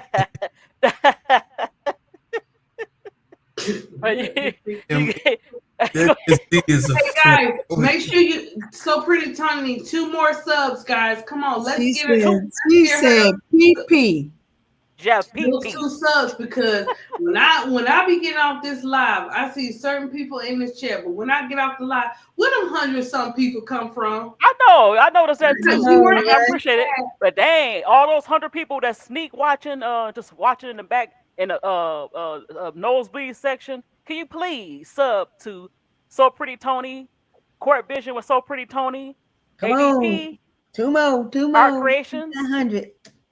Steady I need Serving, the Hyundai. and Miss D, 6 Women Sports. Come on, don't Yes, be a hater. let's get her to 100. Nosebleed section. Yeah, get Sody Pretty Tony's Court Vision, please. And if you got more than one YouTube channel, go ahead and hit them subs. It don't take nothing. Just go ahead and go to the Hit channel. them up. Exactly. Let's keep growing. Go ahead, Ms. And hit the like button. That's Hit right. that like button. No, I'm just saying. She has the ability to make you cry. You see, Angel was crying like Viola Davis in Fences. You ever seen that movie Fences? Yes, She I was did. crying and snot was coming out her nose. She couldn't. She had to wipe her nose. That Angel. Angel had to wipe that nose. She did. She was crying like Viola Davis with snot bubbles coming out her nose. So Angel, and she helped me out, and the sniffing the season. So she had you like that. She would have you like that. So Pretty Tony, drop your link. Okay, oh yeah, drop your link. Yeah, she just had a ability to bring the best out of you, and she has the ability to communicate. I was listening to you guys, and obviously Jeff PP and Michael Alter don't think she's a franchise player. You know why I say that? Because you see the way she responded to Teresa Weatherspoon, and you fired a lady that she was comfortable with, and that's one thing. If you think of your player as a franchise player, you want to you do everything in your power to make them happy. And so you don't really think she's a franchise player because you took away like a second mom to her, a mentor to her. And all because your ego, Jeff PP. You have an ego issue, ego. Yeah, ego. I can't even say it. Boy. You're right, PP boy. And ooh. But yeah, that's what you do with the toilet paper. Wipe that boo boo. And what's that song? What's that song everybody saying? Stinky little baby, you need a shower. Stinky little baby, you smell real sour. Stinky little baby, that's crazy. You smell like pee and poo. That's what you smell like, pee and poo. But anyway, so because your ego couldn't got in the way, you couldn't stand Teresa Weatherspoon. You got rid of Teresa Weatherspoon. So, but it just shows you that look, you take it from Kim Mulkey. I'm gonna take for Don Stelly. There's a thing called uncommon favor. Yep. And she has uncommon favor. Yes. And she has an anointing, so you can't mess with God's anointed, as they say. Mm-hmm. And so she's always gonna be on top because she pours into people, and she bless other people. So she can't help to be blessed herself. So you can't really take away that Jeff PP. But anyway, that's all I have to say about that. Okay, guys. So we just summed up everything with our teaspoon. I want to say I should have asked Teaspoon if she could come. Hey, you can't knock it, right, unless you try. That's right. I just want to say that I think that Teaspoon is an amazing person. I think she's great at what she does, and she will continue to shine in the WNBA. So our next area is our happy time. So guys, happy hour. Happy hour. So you know what I'm getting. So Pretty Tony, guess what I'm getting ready to say? What you about to say? Oh Lord. Let me tell you. Say what you want, Miss D. That doggone Skylar, man. Skylar played her butt off tonight. Skylar should have been smacked. I gotta go rewatch some of that game. Skylar should have been. You don't do the electric slide. I would smack her. I would have did it too. No, I would smack the back of her head. No, I was smacking the back of her head. You can't do that because when we can't do that. We can't. Listen, that's why I would have did to her. You would have did it too, wouldn't you? Yeah, I would have. And look, when Angel did that thing that Unrival, we was with Angel on that, so we can't. That's Unrival. I'm talking about the WNBA. No. I'm talking about the. I would have smacked her. You know that's that signature. That's okay. Hey, so You know Pretty what? Tony Gap said Skylar, we just subscribed. We Skylar, got one you more to just go. cursed yourself. You cursed yourself. Hey, all We didn't curse right. ourselves. She cursed herself. They might not blame the playoffs for that because of that. It don't look. Skylar, Thank you. Skylar being Skylar. She didn't curse anything. She kept it She cursed. real. She cursed herself. She cursed herself. She No, cursed she herself. didn't. And they I gonna said, make it to what the I say? playoffs. They I gonna said do she all cursed right. herself. She cursed No, she didn't. herself. And Yes, they she did, look. AB. Yes, she They did. gonna be all right. And she had that ponytail like she was ready to fight. You should The have known raggedy she was coming in there and ponytail gonna on play. Skylar Depot's Dickens. That's what I call her. Look, you can't get mad at Skylar for being feisty and being real. She's just a trip. That whole game was a fight. Yeah, they Exactly. let me tell You know you why? guys, look, this is any man's game. Get ready for some upsets because You know why? we think we know, but Do we you may know not why? know. It may be a total surprise on both ends, no matter how good the Let teams me hit you. are. ADP, let me hit you with something. Let me find something for you. Just for you. T. Carmella said Skylar did the electric slide on the court, and I was screaming. Girl, I saw that thing, T. Carmella. Me too. Blood fell out. No, Skylar. You know. That's where I would have said. They lucky she didn't do the whole thing. Right. Gave him a She sneak just did an intro. So Pretty Tony, what's wrong with her doing the intro? Come on, man. No. Everybody do an intro. Ain't nothing wrong with it.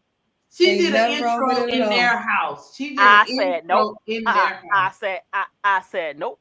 I don't want to See, hear you it. don't be seeing everything. Ain't no telling what they were going back and forth. Ain't no telling what was going on. And she I said, don't want to okay, hear it. I'm Look, I don't have no getting beef with her. I don't have no beef with her. She always got to do some toxic stuff. that ain't toxic. That's being her. That's not toxic.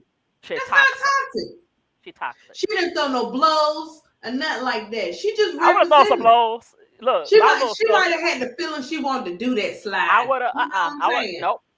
I would have thrown some bowls, rolled them bowls. No, it's not that serious. Like Ludacris, yep, like Ludacris. And don't let the smallness fool you now. They're pro scholar, and she got that ponytail. Hey, listen, if I was listen, don't let the smallest fool you about me, because I would have smacked her. She would have got smacked, child. That's all that's me. But go ahead. Miss D, see, that's why you be on the sideline on the bench, Miss D, because we're not having that. You ain't gonna be popping off. Miss D. Right. You know what I'm saying? She get all feisty. Why she get all feisty when we talk about Skylar like that?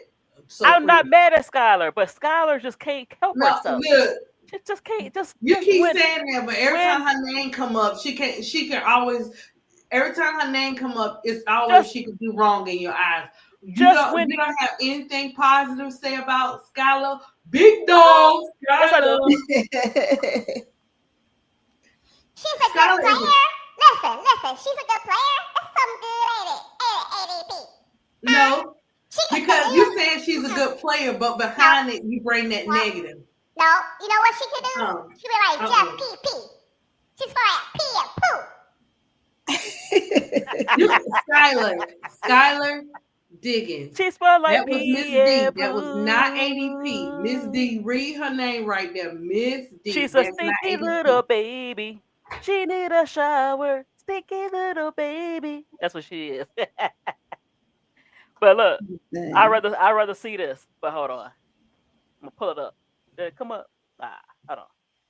I'd rather see this. Hold on. Let me see. I want to see something cute. I'd rather see this. Look at that. Look at that. I'd rather see that than do you see it? Did it come up? Did it come up? Bring it up. ADP. Hold on. I'm getting ready. I gotta. Let me see here. Happened? Hold on, girl. Technology happened. Look, this ain't no paintbrush. Oh, I'm sorry. Okay, give me a second, Miss D. Okay, I'd rather see this. Look at that.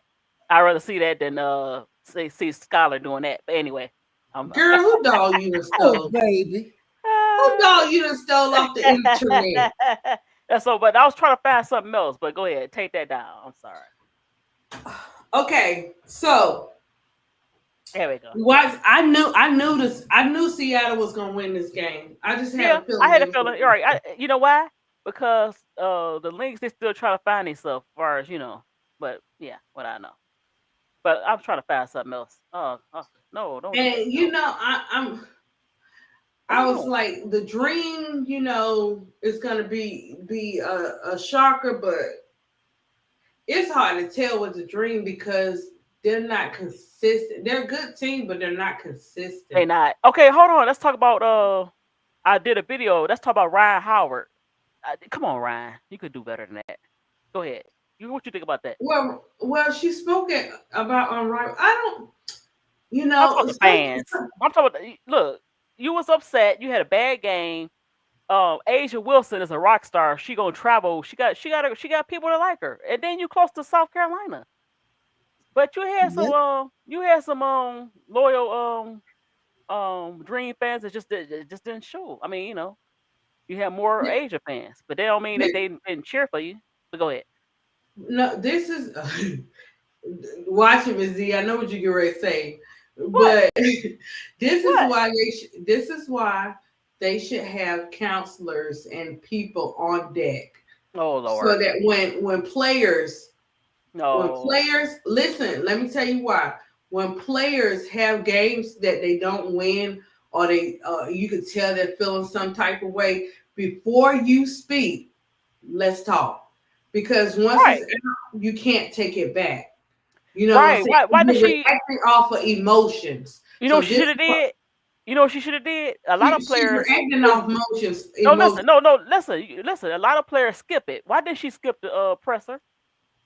If you felt some kind of way, you went up there. She's tired. She's overwhelmed. She just lost the game. Yeah, but she She should have skipped it. If she felt like that about the fans, she should have just skipped it because I'm that's not not gonna go. taking up for. I'm not taking up for her. No, What no, I I'm know that. No, saying that's is, not gonna go. That's not gonna go well with the fans. They'll be like looking at you like Atlanta always. The fans are always hyping Atlanta.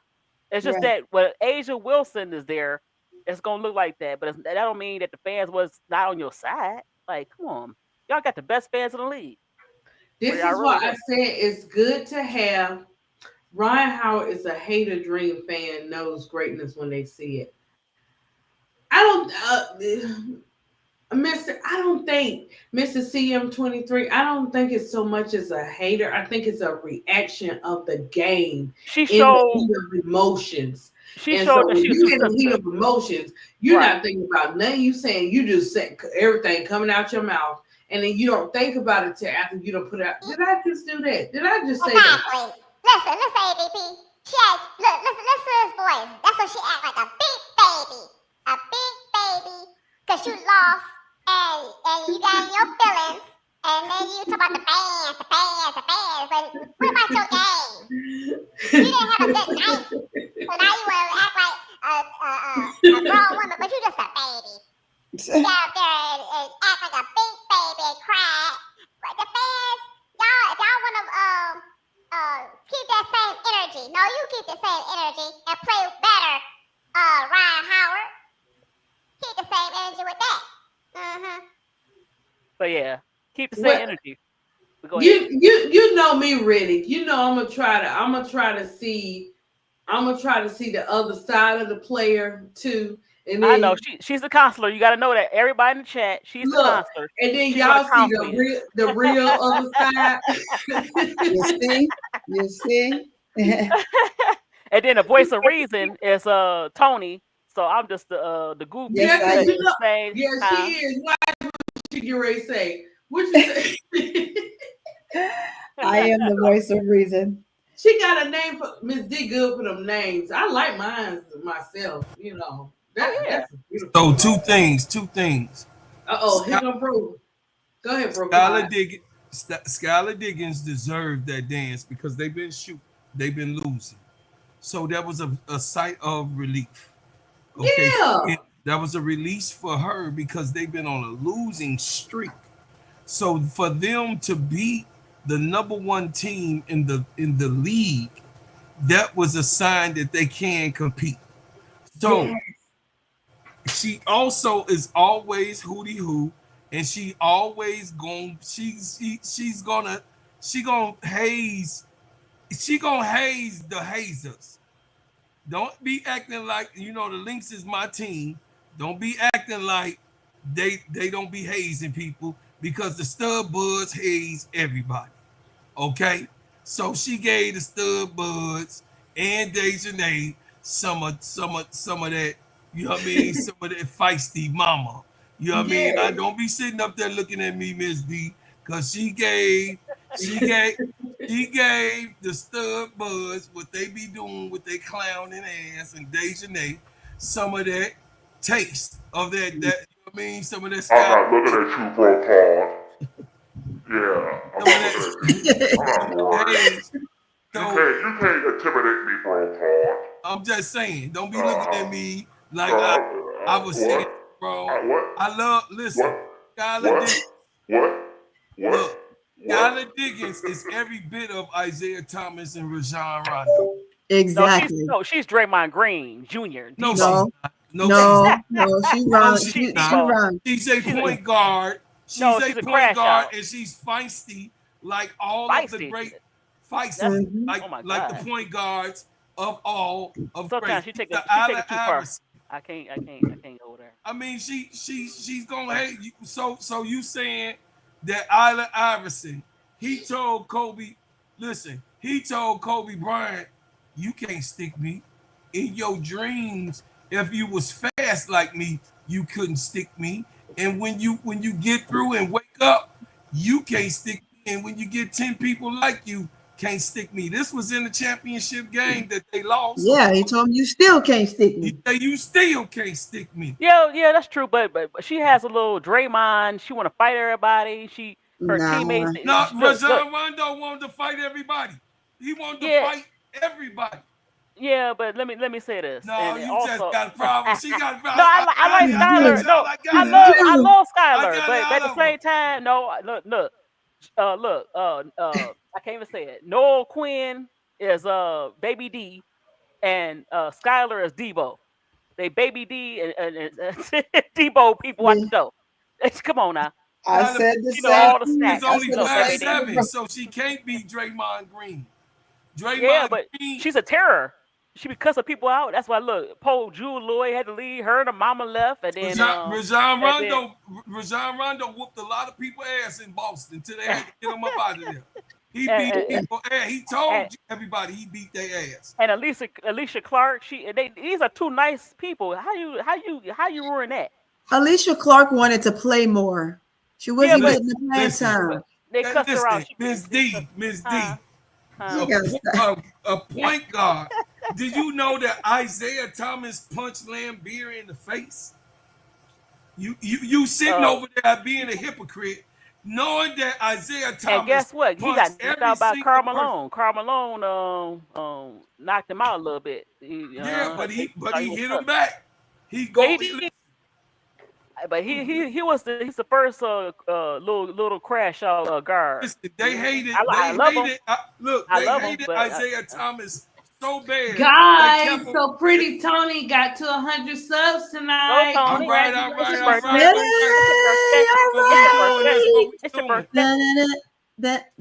So what I'm saying, Miss D, they petitioned for Isaiah Thomas not to be on the Dream Team. I know. He was Jordan, but Jordan they said that, but Jordan was the one who said just what you said, that he was toxic. That got him off of the Dream Team. He's a feisty guard. Yeah, but Jordan didn't want him not because he was feisty, but Jordan always had an issue because Isaiah didn't take no mess, but it's a little different. I like Skylar, don't get me wrong, but she take it too far sometimes. Just too far. Yada. She likes Skylar. She don't like Skylar. She I don't don't like Skylar. It's okay, Miss D. I don't right. know Skylar over here in these streets. I feel sorry. Listen, you know what she act like? You know what she did?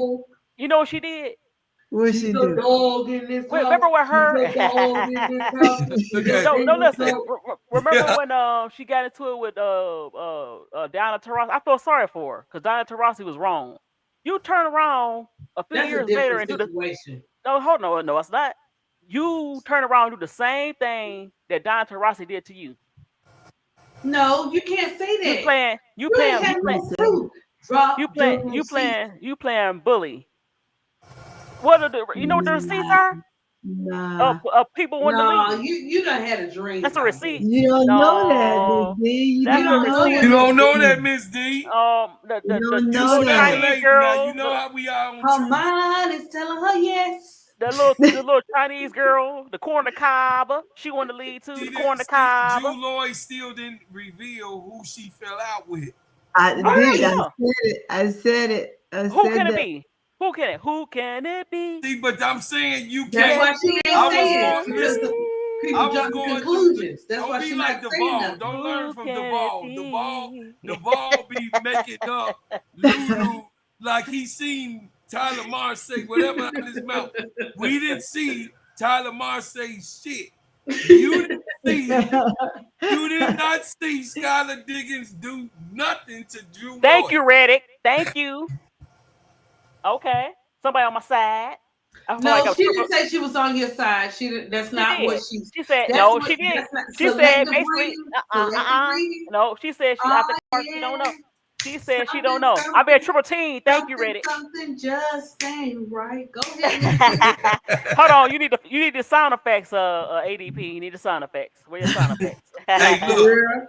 What I will say is that we don't know what happened on the team, but we do know some toxic stuff was going on for Drew Lloyd, who come from the city of Chicago and know what gang banging is. She wanted to get up out of that situation. So we will say that. But one thing is, Miss D, the point guards, Jason Kidd was feisty. They didn't take no shit. You gotta be a Judah general. You know what I'm saying? Feisty, not toxic. But see, Jewel Lloyd Jewel is so How do nice. you know? Jewel should have smacked the. She would have. She had a dream, bro, Clyde. She had a dream. Yeah, she did. Listen, if Jewel How would do have you get a nice know? smack to Skylar, everything would She have been had okay. that dream so bad, it's a reality. What dream? What dream? I had a dream. You had a dream that you Skylar saw I'm not. that it was Skylar. Listen. I ain't had no dream. I ain't Martin Luther King. How about that? I ain't none of that. Well, Saying you had some kind of dream because nobody put that out there. Innocent until you're proven guilty, and That's right. That's right. So I mean, assumptions don't get but you nowhere. what's the difference between Skylar Diggins and Kennedy Carter? That was on film. Nothing. That was on Nothing. film. Nothing. It's on film, but guess what? They're the same people, and one is in the league and one is not in the league. But she got the same amount of talent, right, bro, Claude? See, no, Kennedy Carter is better. Yep, you're not gonna get Bro Claude to That's what I agree with said. that. That's what I said. But No, she not did in the she league. just make a compare? Okay, She I told did. you. Miss D. Did ADP counselor. Listen, Skylar Diggins is a good player, but she is not no Kennedy Carter. No way, no shape. So ain't. That's right. So, Y'all ain't. so the thing is that I'm a Kennedy Carter fan, but I have to keep it a buck. I'm just saying, Skylar Diggins is in the league. She's going to the Hall of Fame. She will be a Hall of Famer. That's And- right, Reddick. I did bars. Bro Clark would be proud, wouldn't you? Won't you, Bro Clark? Bro Clark, can't even say it. Bars. Put a beat to it. Give me a beat. What the hook gonna be? Remember that song? What the hook gonna be? We on the D. We on the D block. So, That's right. so what I'm saying is this: Skylar Diggins, let her be. Let her be, because guess what? That's Ms. right. You don't know the trauma and the turmoil that she has been under, just being That's in right. the league. You got what I'm saying? And she don't want, and she was telling Jude Lloyd the same thing. She Who want is everybody to that? fight. She said that. She said let's fight. Let's at least fight. You got what I'm saying? That's what we saw last year. And she should have did that. Clock You know that what I'm too, Miss D. We for Skylar. Clock it. We for Skylar, but I'm also a Jude Lloyd fan, right? Hey, Y'all know see? me from Chicago. Y'all know You don't see no hater juice for Bro Clyde. He like That's what both I think. players. Let me share some with y'all. Go ahead. That's how I feel. What you want to share with us? That's how I feel. Look Miss closely, D. y'all. Miss D Share Skylar the ass. video. I am because I was I was on your side know. when Big Nose got in your face, but not I don't know. But go ahead, show this She said, I don't know. show it ADP. You gonna bring it up? That's how I feel. You Show got it? what? Show this What? video. It's in the queue. It's in the queue. Hold up. What am I playing here? I need to know because I need. It's nothing dirty. Just play it. I told you I was Guys, gonna this play is this. all It's Miss the D. D. It's the D block. It's the D block. We good. You safe, ADP. Okay. It's after the hour. Can I play it? Can you play it? No. Hold on. Okay, let me take it down. Take it down. Let me go back and Okay. do this. Okay, let me go back. I just have to play it. And then... Yeah, it just says add. It don't have the play button like Oh, so I gotta play it in. Yeah. So here it go. That's how I look. Look closely. Remember this? Look at that face. We can't see it. Can you see it? You got to zoom in on it. Yeah, we can't see it. Okay, there you go. Right, Mr. CM23. Look at that face. We y'all talk about Skylar. Every time y'all talk about Skylar, look at that face. Who gonna guard you? What? Who going to guard you? Who is going to guard you? That's Bria Hall. Who going to guard you? Who's going to guard Skylar? Look at that face. He had a dream, folks. Every time y'all He had talk a about dream that Skylar. Skylar. Every time y'all talk about Skylar, look at that face. Look at that Joyce Edwards face. Look at it. Who going to guard you? Girl, bye. Girl, bye. Look at it. Look at it. Run that back. Run that back. Run that beat back. Run that beat back. Run that beat back. She said, girl, bye. Play it. Run that beat back. Bring us some receipts, boo boo. Bring some receipts. Right, we want receipts. Oh, hold on. I'm gonna show you something else. We want some real receipts, girl. If you gonna bring it to the floor, you better bring it the right way. Don't be half bringing us. I have He said, pull that. Take that thing. She is overrated. Who gonna guard you? The seatbelt. But anyway, listen. Take that down. Let me show you something. Let me show you something. Let me show you Don't something. be hating. Don't be hating, Miss D. I ain't hating. Let me see. Don't be hating, Miss D. I ain't hating. We some players. We ain't no haters. Ain't that right, Tony? Tony, you done fell asleep. I can't hear. Tony doing something. I see you, Jacob. You know, I think Scott just doesn't like him. Doesn't like bum players. I know. I heard you. I had to go put my cup up. Here we go. Okay, put your cup. Put your cup up. Okay. I got some evidence for you. Some evidence. What's your evidence? What's your evidence? Your evidence. What's your evidence? Okay. Let me know. She not about it. She's not about it. No, she didn't bring about it, Lord. That's what she said. He ain't about it. I'm about it. Who about it? I about it. Everybody about it. I about it. What's that song? What's the song he had? She probably would have lose her church. Did I do yes, that? She would have. It ain't my fault. Did I do that? It ain't my fault. I love you. Let me troll for a second. That's not a song. That's mystical. That's mystical. Right. That's what I'm saying. Yeah, that's mystical. Okay, that Jacob, you can troll all you want. Okay. Let me see. Miss D, you don't have no receipts to that. So next. Right, next. Ain't no next. Hold on. What you bringing up now? She say ain't no next. What I'm adding to the stage now? Hold on, I can't find it. Hold on. Let me show you what. Hold on. Let's keep this show popping. Facts over feelings, boo boo. Right. You know how I feel about facts. What Cardi say? It ain't no fun when the rabbit got the gun. Let's go. I know. Hey, is Cardi B? I ain't gonna bring up Cardi B. I'm about to say, is Cardi B pregnant? Because Cardi B looked like she was pregnant coming out. No, she's pregnant with dude, baby. That's what everybody keeps saying. God, dog, she's pregnant. Cardi ain't say that. I'm just rolling with it. I'm just rolling with it, Cardi. Oh man. Everybody tell me they can always tell when she is and she don't say nothing. And guess what? I ain't a Cardi B fan either. Me neither. Oh, hold up. Me neither though. Me neither. Boy, y'all crazy. Boy, y'all crazy. Okay, hold on. Forget that. Forget the Cardi B. No Cardi B. Listen, I got evidence for you. I got evidence. Evidence. If you don't like Cardi B, that's okay. But I don't. I'm a Cardi B fan. Okay. I'm not. Like I'm old school. She don't write for herself. I want some Queen Latifah. That's okay. Miss D don't write for herself either, bro. Listen, ADP. I want some UNITY. Yeah, she for the street. Come on. UNITY. Listen, no, hold on, listen. Dang, Miss D, you getting done in tonight. Hold on. Give me body. Don't Jacob, make me wait. You take that back, Jacob. Come on, y'all. Come into my house. Come on, y'all. What I tell you about that last time?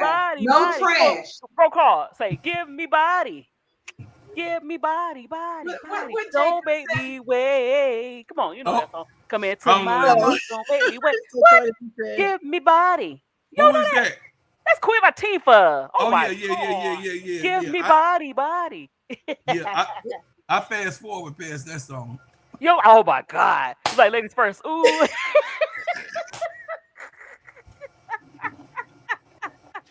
You know what? You're all wrong. Miss D on one tonight. Give me body. I knew she was gonna be on one. Hold on, listen. Give me body. Go make me wait. Come into my house. Give me body. There you go. Boom. She is on one. Yeah, she on one. I got my. Yeah, she's on another one. Give me body. She on that lemon twist. She know it. She got that lemon. She got that lemon twist. Tony, I know you know this song. Come on, sing it with me. Give me body. I ain't singing that song. That song is wet. That song is super. Hey, Give me body. Them Detroit niggas like wax songs. What? Oh, you wrong. We do like house music, so don't go there. We got the best house. We better than Chicago. Ha. Give me body. We made house music in Broadway. Detroit did. Do. Revenue T said what Miss D be on. She be on some hate juice. Revenue T. She be on hate juice. I know. Look, I know she didn't say that Detroit made house music. That's what she said. That's what she said. And I'm gonna repeat it. That's what she said. So name the DJ who made house music. Name him. What's his name? Juan something. No, it's not. Yes, it is. Godfather of house music. Yeah, okay, no. What's his name? No. Yeah, Rick. What's his name? No, he made it for y'all. He made that for y'all. And not Detroit. What year was that? No. I know you don't know. It was 1984. No, look, we had people from 1981. Give me body. Anyway, let me get. So look, this song, boy. Miss D is in our feelings. Y'all done mess with Skylar Diggins. That's right. They know. So if y'all 81. made house music, why y'all don't dance house? You know what that is? We do the diss. Jit. We do it don't have a name. It's just house dancing. Jit. We do the jit, and we pop. You see, look, we had something. Y'all know what house music is. Hold on, let me say this. Like me coming up to Detroit. Bro, Claude. No, it's wrong. Guess what? We had ghetto version. Yes, I said the ghetto version. We had the ghetto version of Soul Train. It's called The Scene, and people play that even now. Where does Soul Train come from, Miss D? Okay, it came from Chicago. Oh, okay. Every dance comes from Chicago. No, it don't. No. Y'all got y'all version, we got our version, but we came out first. You got that y'all stole. Oh my God. No, we didn't. No, we ain't steal nothing. We original. Detroit has always been original. Give me body. I bodied you. Give me body. All right, I'm gonna stop blazing Detroit because you know you can't blaze Detroit. You know a little too much honey blazing for Detroit. 313. You can't see me, bro. Card. Revenue T said she want to come up. I dropped the link for you, Revenue T. Come on, Revenue T. Come on, Give me Revenue body, T. bro. Come Card. on up. Give me body, bro. Card. Come on, don't start eating now. Come on. You like that Come on. wax up? That wax on me, and look. Huh? No, She hold could- on. Oh no, you didn't. Hold on, I That got was a something wax for you. song. I got something for you. Our house music is the bomb. Hold on, let me show you something. Oh gosh. Look, so Pretty Tongue. She on her Detroit like Bro Clyde on Chicago. They don't play about she don't play about Detroit and he don't play about Chicago. We gonna listen. We gonna get back on the Skylar Debo Diggins. Okay, we gonna come on, hold on. It's Skylar Diggins, respectfully. Debo. I'm gonna drop it again, Rick, for her. Hold on, let me play something for you. Hold on, let me see. Hold on, let me hold on. I'm gonna find something for Bro Carl right quick. Go ahead and talk, y'all. Jacob, you all right? You ain't banned. You just you doing it in a respectful way, Jacob. So you cool with us. You control the music. Watch this, Miss D. Watch this. What city created house music? Detroit versus everybody, Miss D. You see that? You see that, Miss D? It say Chicago. We're the originators of step, dance. We're the originators. How you gonna? Oh my God! Something else. Hold on. Let me show you something. Where is it? All you gotta do is Google. All you gotta do is just Google. I don't need no Who Google. created house music? It's on Google. Didn't I tell y'all? And the DJ just came up. Listen. Oh my God! Stop it. You better not get us. No, you gonna get a thing. You can't play that, Miss D. Miss D, we can't play that. Look at her. She crazy. Yeah, you gonna get copyright. Hey, copyright. None of that stuff. It's ghetto. It ain't gonna copyright. No, it's copyrighted though, Miss D. See, that's what I'm saying. I was gonna hit you with some gel and weave. Listen. I was gonna hit you with. Let me see your check stub. Get your own check stub. Let me see your check stub. Get your own check stub. What? Y'all got that stuff. Let me see revenue down in here. Classics. You hear me? ADP. Classics. ADP. Do me a favor. ADP. Do me a favor. Yes. Okay. Google where was house music created? Just Google that. So keep me out of it. DC. No, that's go-go. No, that's go-go. That's go-go. No, they play house music too. Hold on. But just of course. You see that? Let me look it up. You see Reginald say Farley, Jack Master, Funk. Do you see that? Just Google it, ADP. Just read it to the people. No, on the real. See, I'm facts over feelings. You said where house music started? Chicago. Yeah, who created house music? Okay, hold on. Just simple question.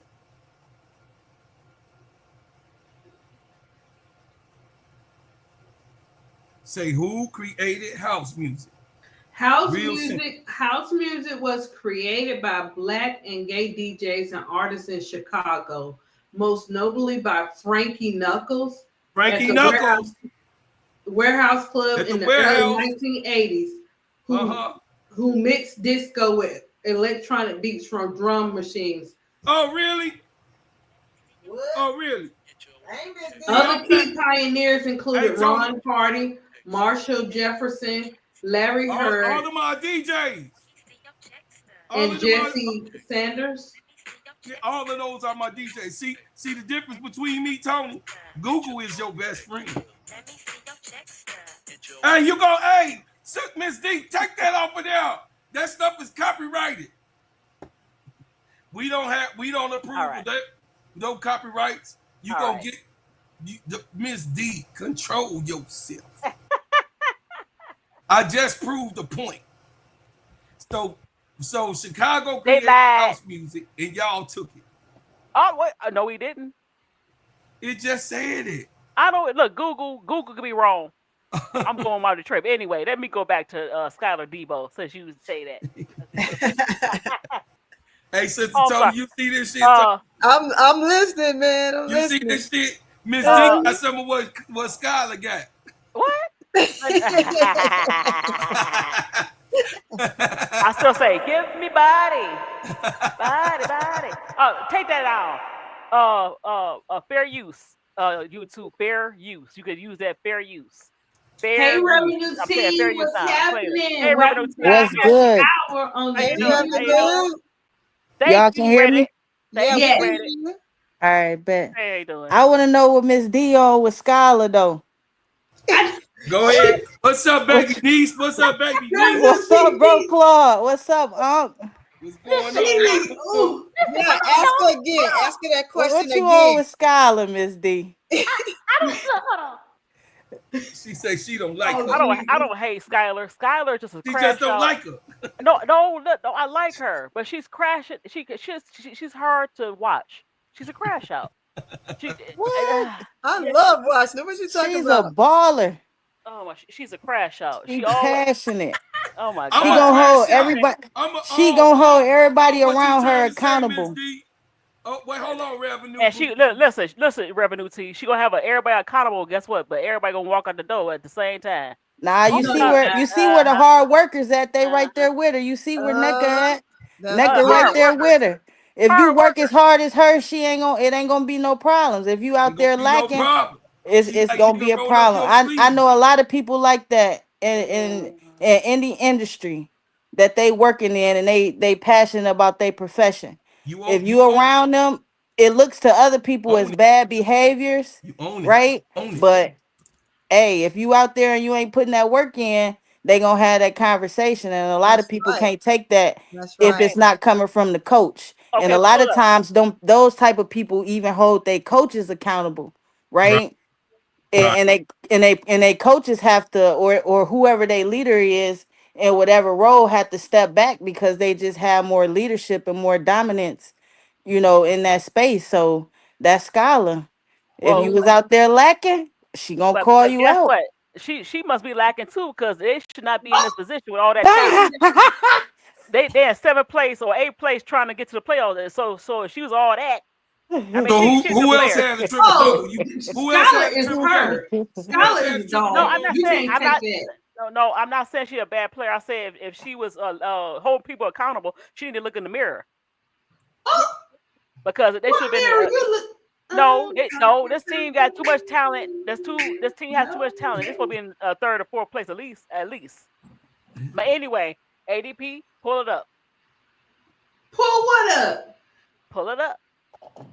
So you Show me mean to what. tell me Show it's me what. Skylar fault that they ain't top 3? Well, I thought you said. Now let's watch your mouth. You said out your mouth. I did. No, you said What out I your said? mouth. No, you said out your mouth that she was holding people accountable. That starts with you, right? You want to be Miss Hold accountable. Mm-hmm. It's all right. First of all, Right? you not too I'm much just on saying. Scholar, Miss D. So ADP. in reference of you saying that she's a bully, or that's in reference to that statement, or she rubbing everybody wrong, or she a crash out and all of those things. That's Mm-hmm. in reference to that. Everybody on the team needs to hold themselves accountable if they not in a position to be competitive every game. That's just how it go when you play on the team. But It guess ain't what? no finger pointing. But does Mm-hmm. she do that? But here we gonna show you something. And Okay, this how show I me started. some. This how I started. This how I started. Show me. She was so innocent. Look at that. Watch this. Watch this. Look at that.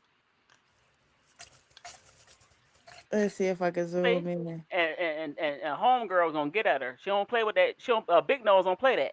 Whoop your butt. Who is Look at that that. right there? Who That's is Look at that? that. Brianna Up Taylor. in That his muggy.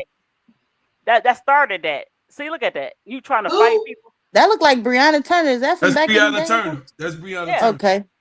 Yeah. That's that. Look, I feel sorry for her because You hold feel on. sorry for a 6'4" what? No, I felt sorry You for feel Skylar. sorry for a Now look, watch 6'4"? this. Look at this part. I shouldn't have did that. I'm so sorry. Now I'm sitting on the bench and I don't know what's going on. No, girl. Don't, no. I'm gonna tell her Miss something. D, you need to go I, watch Angel no, I'm episode where commentating. Scholar Shh. is up I'm there. commentating. I'm commentating. Hold on. Let me Okay. do Come it. Okay. get Let me one. see. Let me see, because I ain't never seen that clip. I ain't Let it never go. seen it. ADP, Hold on. let it go. Hold You on. on the deep end. There you go. What? No, girl, I got this. Yeah. What? No. You supposed to play on defense. What did you get out of my face? Play some defense. What? Yeah. Sit your down. What? Who's saying that? Hold me back. Skylar, no, you know you're wrong. Play, but here go to play. Look, I shouldn't have did that. Why I do that? I'm on the bench. I'm thinking about it. Oh, she getting on my dang nerves. Girl, no. Just look at that. Out of control. Don't have no self control. She's ready to fight. She ready to go. Huh? Ooh, I would like to Look know at that. what's inside. And guess what? I felt sorry for her because Dr. Rossi is known to be a jackass too. Excuse my French. She jackass. is. And so I felt sorry. D-block. Right. And she was going through what she was going through as far as the Phoenix Mercury treated her wrong. They did a De'Erica Hamby before De'Erica Hamby. Yes. And I was on your side. I'm still but you decided. Right, really? Tell her again. You decided that you was gonna bow. That you was gonna kind of bully Paul Jewel Lloyd. It was her team. You bullied her. You can't say that. You have no receipts on that. Just because a person is passionate about the game, just because the person is a dog, does not mean that. I got it. Oh. I'm over here making oils listen to your crazy ass. Look, Miss D. She know, go ahead. Miss D, let it go. Right. Miss D. Let it go. Let it go, Miss D. You could play 50 11 videos. You'll never make me a hater. I don't hate her. I never hate her. Revenue T. I don't hate her. Y'all keep saying I don't hate her. No, I ain't saying that you do. I ain't saying that you do. She just need to kind of calm down. Well, I'm saying she don't like Sky. I don't want her to calm down. She don't put it on the floor. She's when a person say no, I like Skylar, but then they bring that behind Skylar's name. She better be careful. You do not like Skylar. It's okay. No, she better be careful. She gonna have a Draymond Green situation. But guess what? Careful. She worried about that. Hold on. No, hold on. But guess what? Guess what role she gonna play? She's gonna play the Jordan Poole because somebody gonna knock her ass out. You don't know. You don't know what's happening. You can't say she that. Gonna be You a don't Jordan know how Poole. that girl fight. She's gonna be the Jordan Poole. She can fight. You won't see the muscles. She can fight. Man, I'm telling you. Anyway, Skylar ain't worried about nothing. She stand on business. Skylar ain't worried about it. She stand on business. Okay, she stand on business with Goliath. She ain't. Come on, man. Did you see her bag down for 6 foot? ADP, are you her representative? Yeah. Yes, I am because she's the unspoken on this channel right now, and I'm saying 10 toes down for Skylar. Listen, I'm quadruple team. That's what it is. No, you ain't quadruple. You gonna quadruple team me? Hey, Sister Tony ain't saying nothing but laugh. We letting you have your moment. You putting it out there. We letting you get it out. You putting it out there. If you gonna dish it, you gotta be able to take it. That's all. That's all we're saying. No hope balls. How you gonna play me? I'm just saying I like Skylar and I like the way she is. I like that she fights. Thank you, Mr. CM23. Thank you. Mr. CM23. Look. She's extra. Like the gum. Extra gum. Yes, she is. Well, if that's the case, all the players extra. Well, yeah. She is. AT. Sometimes she think this UFC or something. No, why do I have to change my character for anybody? No, I'm not going to go out there and change who I am. ADP. You either like it or you don't, and keep it pushing. That's what it's all about. I'm not going to change my character for nobody. You don't like it, you can go somewhere else. ADP. Look, it's 50 states in all these foreign countries. ADP. You don't like it, girl? ADP. You don't like it? ADP. Hey, they gonna clip this. ADP. It's some funny shit. Hello. She hear you. Hello. That's right, Riddick. I'm standing 10. If I believe in you And if you up on this panel in the chat, can't nobody come for you.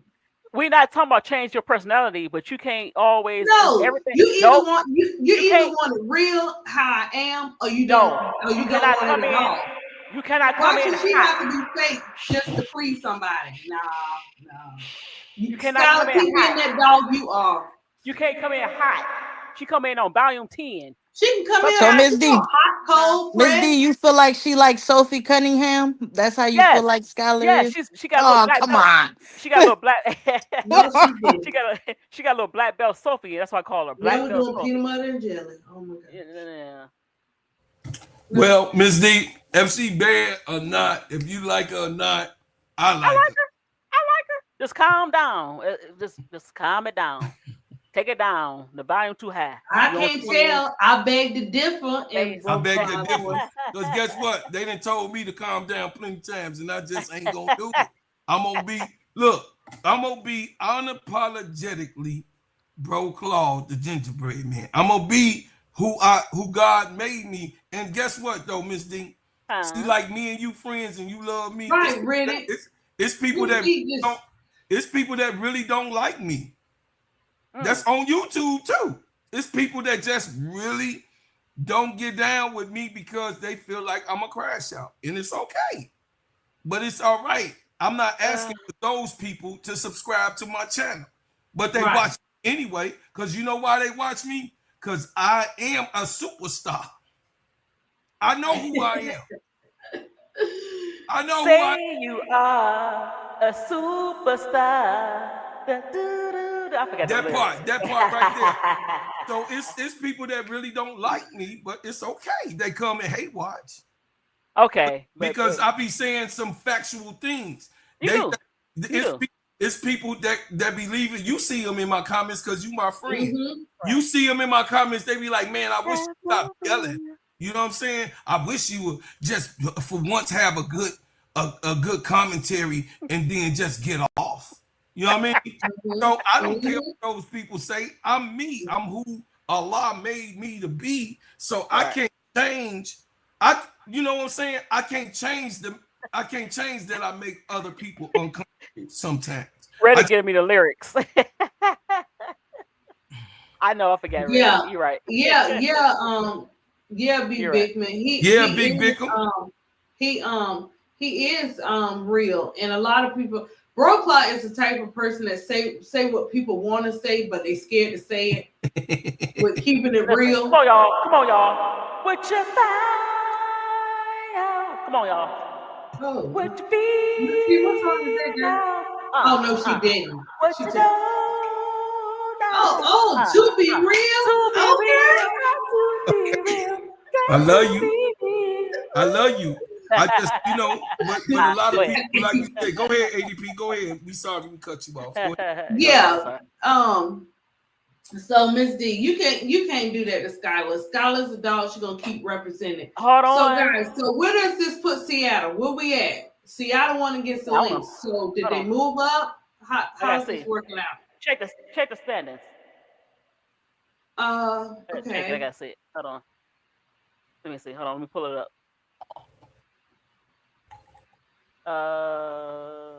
They number 7. They number 7. What were they before? 8. Oh, they just moved up one. So they moved up one. Yeah. Did they not? Okay, so when they move up, who is it? Who are they not? Who 8 right now? Indiana. Yep. Indiana go back and forth. Yep. So they could play, play ping pong. Yep. And then so when Indiana play next? I don't know. It'll be tomorrow, I think. I think tomorrow. Let me see the schedule. Let me see what they say. Who they play? Who they playing tomorrow? See if they play tomorrow. I don't know. Let me see. Hold on. I gotta see. I'm looking at it now. Los Angeles. So it's gonna be tough for them. Yeah, it's gonna be tough for them. They can't. Yeah, Asia's on the heater, man. Yeah. Oh no, Jacob said they play the Sparks. That's what I said. Yeah, that's what she said. She said they play Los. Yeah. Los Angeles okay. had a I don't know why I'm thinking about the Aces so bad. Yeah, no. Oh, the Sparks. Yeah, that's gonna be tough. That's gonna be tough. Number. Yeah, she does. Chelsea Plum had a Storm number is every 7 time. and the Bouts is 8. Okay. But you know that could flip flop. That could flip flop. Yeah. Yeah, they might win, but they don't get no credibility for beating the Sparks because the Sparks is behind them. So they got to be the team. They got to be the team that's underneath them. Right. Gotcha. Yeah, they got to be the team. You This would be must win for the Sparks though, right? If they trying to get 8. Yeah, this is a must win. This is a must win revenue. Oh yeah, they coming for their neck then. Because this they got to bring it. If they lose not this game, but if they lose the next game, the Sparks lose 2 in a row, they out. So if they win, they still close to get in. But they got to win the next. They got to win. The Sparks got to win the next 3 games. Okay, well, they actually got to win win all of them. They actually got to win all because there's 5 games left, right? Right, so they got to win all 5. They actually need to win all 5 because we don't know who gonna win, lose, whatever. But the goal is to win all 5. But depending on how that play out, they might just need to win 3 to be in 8. Then the Fever might not make the playoffs. Look at that. Right. And Rakia is questionable. Yeah, they cutting it close. Yeah, cutting it real close. Yeah, real close. Oh man. Yeah, I do want to see the Fever in the playoffs. You know why? Because it proves the point where they didn't need Caitlin. But you know what? Unfortunately, bro, Carl, no matter what they do, they always gonna say, "Well, whether they win, lose, or draw, they need Caitlin." So that's not gonna necessarily prove it. Unfortunately, but that proves it to the ball players, though. Yeah, but I'm talking about the fans and the media. They really gonna spin it and all that stupid stuff. Yeah, they can have their day. Everybody got their day, right? Yeah. But I do want them to actually make the playoffs. That just goes to prove that Chelsea Mitchell and which we all know that Aaliyah Boston is the core of that situation. Yep. You know what I'm saying? And then they picked up Aerial Powers up down that Fever too. Yeah, they picked up some good contracts. They picked up some good contracts. I like the Sky. They got Sky, I don't know. I don't know what they doing with Zoom. Man, please. She got one more time. They do. I'm back. Okay. Oh, you back? Did you put the puppy to sleep? You had to put the baby to sleep. She looking at me. She looking at me like, "Thank you, Mama." Oh. Yeah, she got. Yeah. So the thing is that they Jeff P wanted to make this a European team. He wanted to get Europeans to be the head monster of this team, and it didn't work out. Well, I mean, if you're gonna do that, make sure they're right, not no rejects. Make sure they're right Europeans. He don't know what he doing. He don't know how to pick players. Right. Exactly. He don't. That was Teaspoon picking them players. He don't know. He does not want to. That was Teaspoon. You could see that was Teaspoon picking them players. Both. Yeah. People disagreed. Was like, oh no, he picked Miller. No. Nope. Miller. He didn't want Camilla either. Nope. He didn't want Camilla. To prove that he wanted Camilla. Why Camilla right now? She's still finding her own self, her own way, her with Angel. Yeah, right. She got to find her own way. There's nobody to help Camilla. There's not one person, no guard that he picked, no superstar. Courtney Vandersloot is not a superstar. Not at all. Courtney Vandersloot is not nobody. He didn't pick nobody. He didn't have. Do you understand that we had no active all-stars on our team except for Angel Reese? There's no active all-stars at all on our team but Angel Reese. That's it. And half of them ain't never even seen an all-star. All of them except for Ariel Atkins. All of them. Right. All of them ain't seen no damn all-star game. Facts. So we ain't seen. So you mean to tell me you filling the team up with none, and then Ariel Atkins is the only all-star? Okay, cool. Let's think about this. She the only all-star that you brought that got a pass that do have bars, right? Bars. Okay, so you bring Ariel Atkins over. So who the fuck else you gonna bring to bag up Angel? That's a superstar. Right. You do need somebody like Tina Charles. That would be somebody good. You do need somebody like Howard that they let go past. Tasha Howard, she over there. Yeah. So these people, you ain't got no Hall of Famers. No, I hope they go after NECA. Even they say they like, no, NECA gonna be, but no, I hope that'll let Angel slide to the 3. Well, hold on. Didn't NECA and Skylar supposed to have came to the sky, right? And it kind of fell through. Yeah, that fell Yeah, through. because they didn't have no facility and They all didn't have that. no facility. They wanted to play in Chicago, but next year they might be here. They might be. Y'all gonna see that. I told y'all last year. Thank you, Big Beckham. And when NECA goes, Skylar goes. That's right. So I told y'all, B. Beckham, last year, Tony, if you remember ADP, I say it's gonna be a whirlwind in a windmill of players gonna end up where y'all think they not gonna be next year.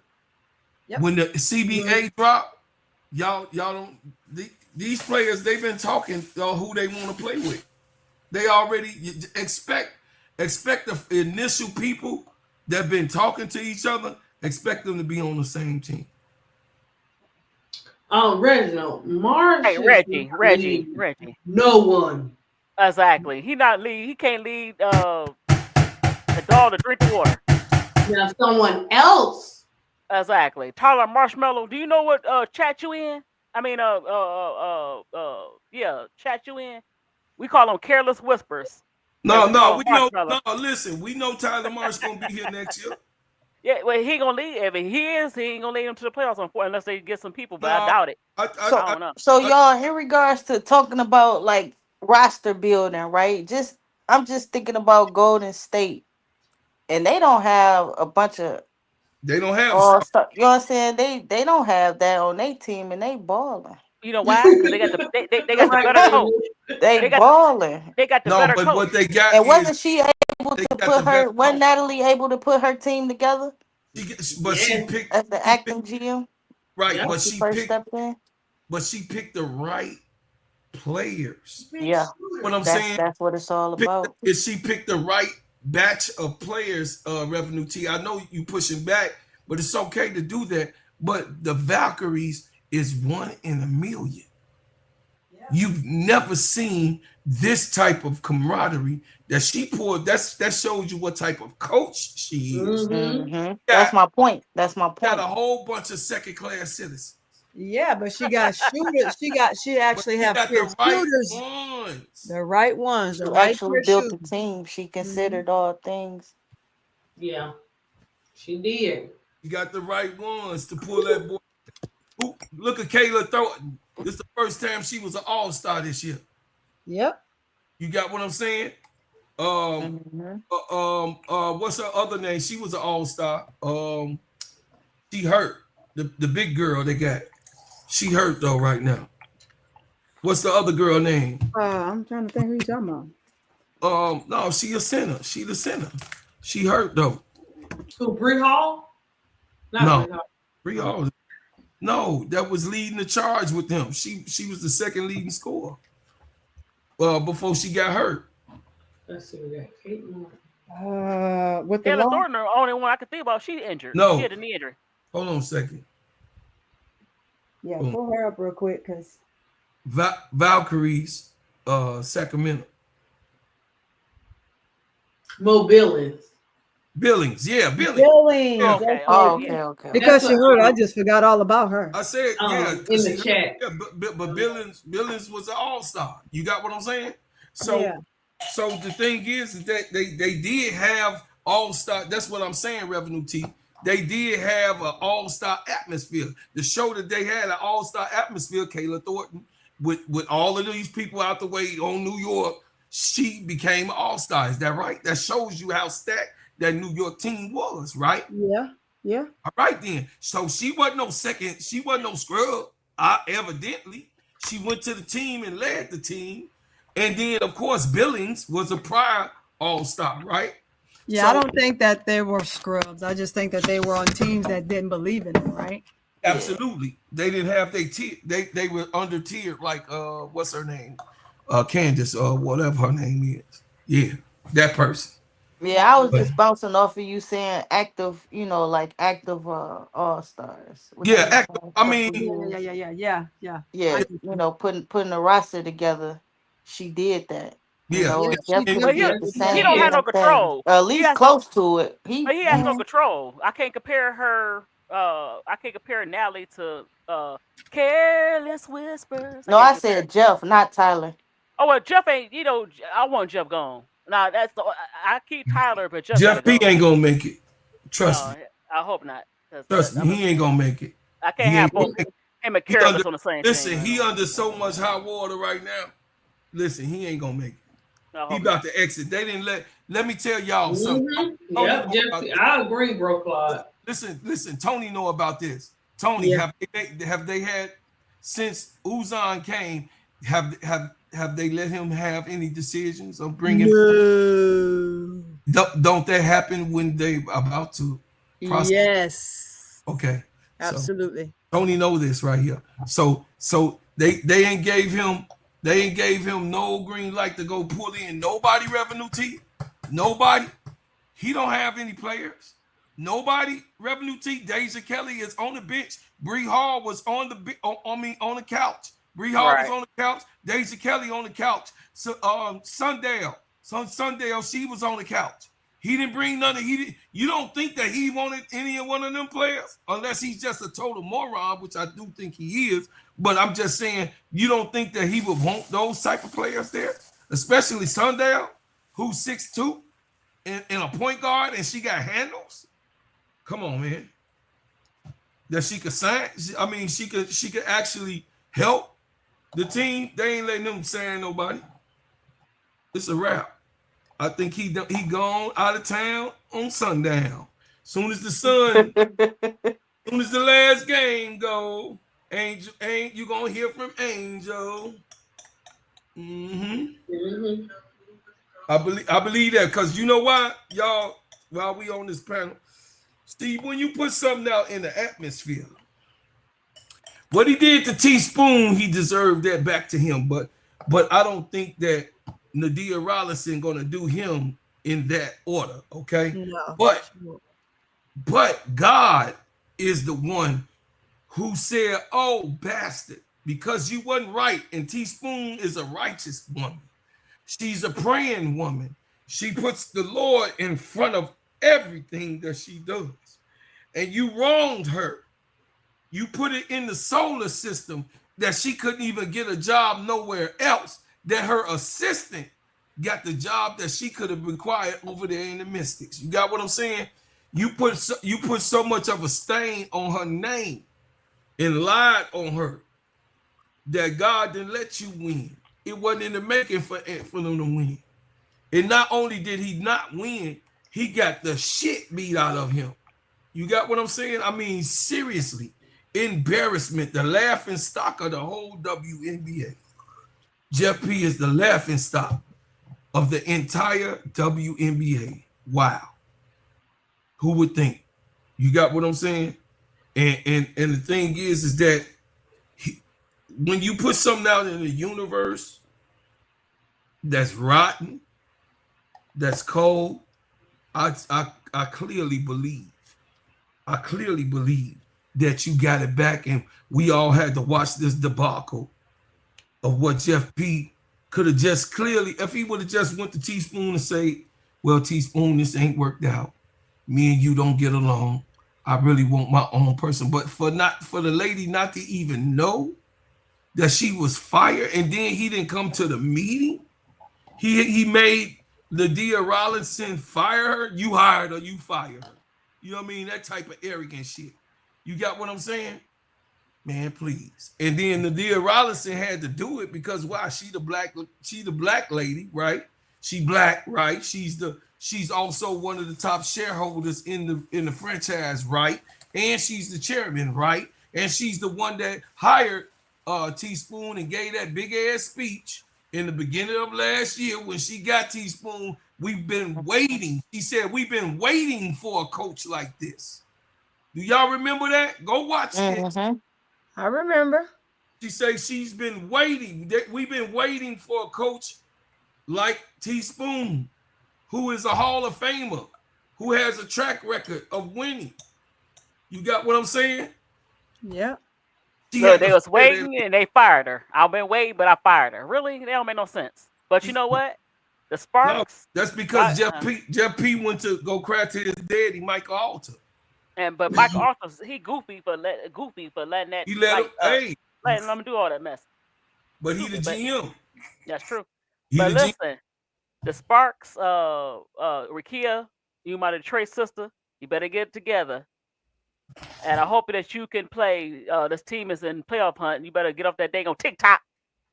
And he's supposed to be your leg or ankle supposed to be hurt. You doing TikToks, TikTok, and to some therapy, some getting the cold shower, whatever you need to do for that dang on ankle, sister.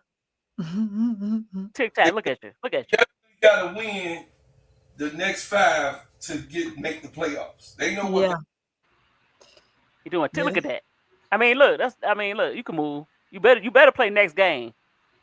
You doing TikTok, but you can't. They have to win if they want to be in the playoffs. I'm talking about her. She need to be playing. They said she's questionable, but your leg ain't questionable. Do a TikTok. You better get it together. But that's all I want to show you.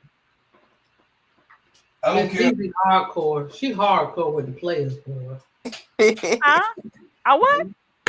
You hardcore with the players. I'm just saying, you questionable. You doing TikToks. You turning and you doing the Caitlyn allegedly, where you jumping up, jumping up and down and playing golf and Hey, man, y'all. Yeah, she on the day. She's just throwing them darts. Look, she playing 2 square and dodgeball, and you ain't hurt, girl. Better get yourself together. Okay, Reginald, you know you some Sloot. Sloot was on the bench last year for New York. She's whack. Crack is whack, Reginald. Crack is whack, okay? Reginald, you shouldn't let Miss D see that. She be cooking people. I'm sorry. She cooking on left and right. She has no mercy. No. No, cops say something nice. Look, I'm the bad cop. She's a good cop. This is the first 48. This is the first 48 on here. Right. This is the first 48. I'm a detective. I'm Detective Mason. Me and Bro called the bad cops. We the interrogated. I know I'm the bad cop. Right, and then Tony and ADP are the nurturers. She the nurturer. She the one that got some sense. They be like, I'm sorry. Right, we just say some stuff off the cuff. Reginald, don't say nothing about South Carolina. Don't say nothing about Don or South Carolina. Not with Miss D on this panel. And Bro Claw too. That's her. That's his baby mama. Don't talk about his baby mama. No, just play. hey, slow it down. Not too much on my baby mama. Not too much. She don't look. If you want to say something, Reginald, in the chat, say something about Kim Mulkey is the best coach ever. ADP. Watch her face. ADP. No, I like Kim. Kim, all right. Miss D don't like Kim. You don't like Kim? You can't put Kim's name beside Don. You cannot put Kim's name in this thing. Not what? Why could she be crashing out, Miss D? Miss D always crashing out. No, I'm talking about Kim. Well, she do be crashing out about Kim. Yeah, but I don't crash out. But when she treated how she treated the Brittany Griner situation, I was like, she's she was there too. She fake. She's fake. But I'm gonna leave it alone. She's a good coach. She's just fake to me. See, I don't know nothing about the Brittany. Oh, she did a calm version revenue tea tonight. The Kim boy. She be going. You want to set Miss D on fire, boy? Keep talking about Kim Mulkey. How great of a coach she is. ADP, why you instigating tonight or this morning? Why you instigating? Hey, I'm keeping it real over here in these streets. She keep it real in the street. We try. You try to talk. This You is be this trying is to the talk deep about talk. dogs out here. You know what I'm saying? Reginald, We all in the corner. We all standing on the corner. Reginald, I hope you're right. Look, I hope you're right, Reginald. I do want the Yeah, scatter they're gonna win. be winning next season, but it ain't gonna be because of Marshmallow. Exactly. Ooh, Marshmallow Miss, gonna have to go. ooh, ADP. Thank you, ADP. Oh Come yeah, on, Reginald. they gonna break the bank next year, brother. They got to go and rob some banks. Noah They Quinn go might over come. in Or order something like in that. order for them to be the Oh, team. see, Revenue T, Miss D, why you had to bring up Noel like that? Why you doing that? I don't want That's to. what I'm but saying. better- We might get nowhere. but Might be but walking away. I don't like careless whispers. He's just too. No, I'm just saying too, Noel. Huh? Listen, don't be surprised if Noel come here because I know. she might yeah. walk away. She might walk away from Seattle. Bro, Clyde, she not feeling Noel. That's what I'm trying to tell y'all. Miss D, she don't like Noel either. Okay, listen. Let's talk about something good. Who do you like? Good night. Damn. Let's talk about Miss something good. D. Miss Tony got questions. She like Don. Yeah, I'm like I inquiring do like that. minds. I'm Look, inquiring minds. let's mention that. We gonna have to do a show about that. ADP. What? Because Don, because she did it. Look, I know. Look, I saw the previews. I saw bits and pieces. We can do Don, but we can ready do Swim Cash is next. You don't like nobody, Miss D. I like Swin Cash, but Swin Cash, she.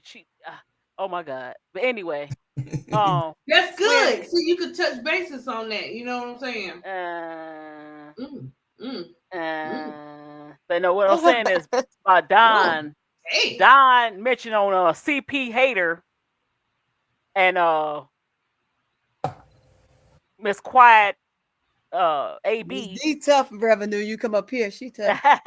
That she mentioned that she was gonna take the New York Knicks job, but she kind of sabotaged herself. If they would have offered her, she would have took it. Oh, thank you, Mr. CM23. I appreciate that real love right there. Real love. Real love. Hey I'm y'all, searching for a real love. make Go sure ahead. is your cash app up there? ADP. My cash app, my Venmo is up here. Mm-hmm. So could you put that down so they could see? Right, take the Okay. Y'all donate to the channel. Y'all donate to the channel. Y'all go over to the channels. Y'all donate, man. $1, $2. Y'all can do it's cash app. So y'all did for me, man. Like y'all listen.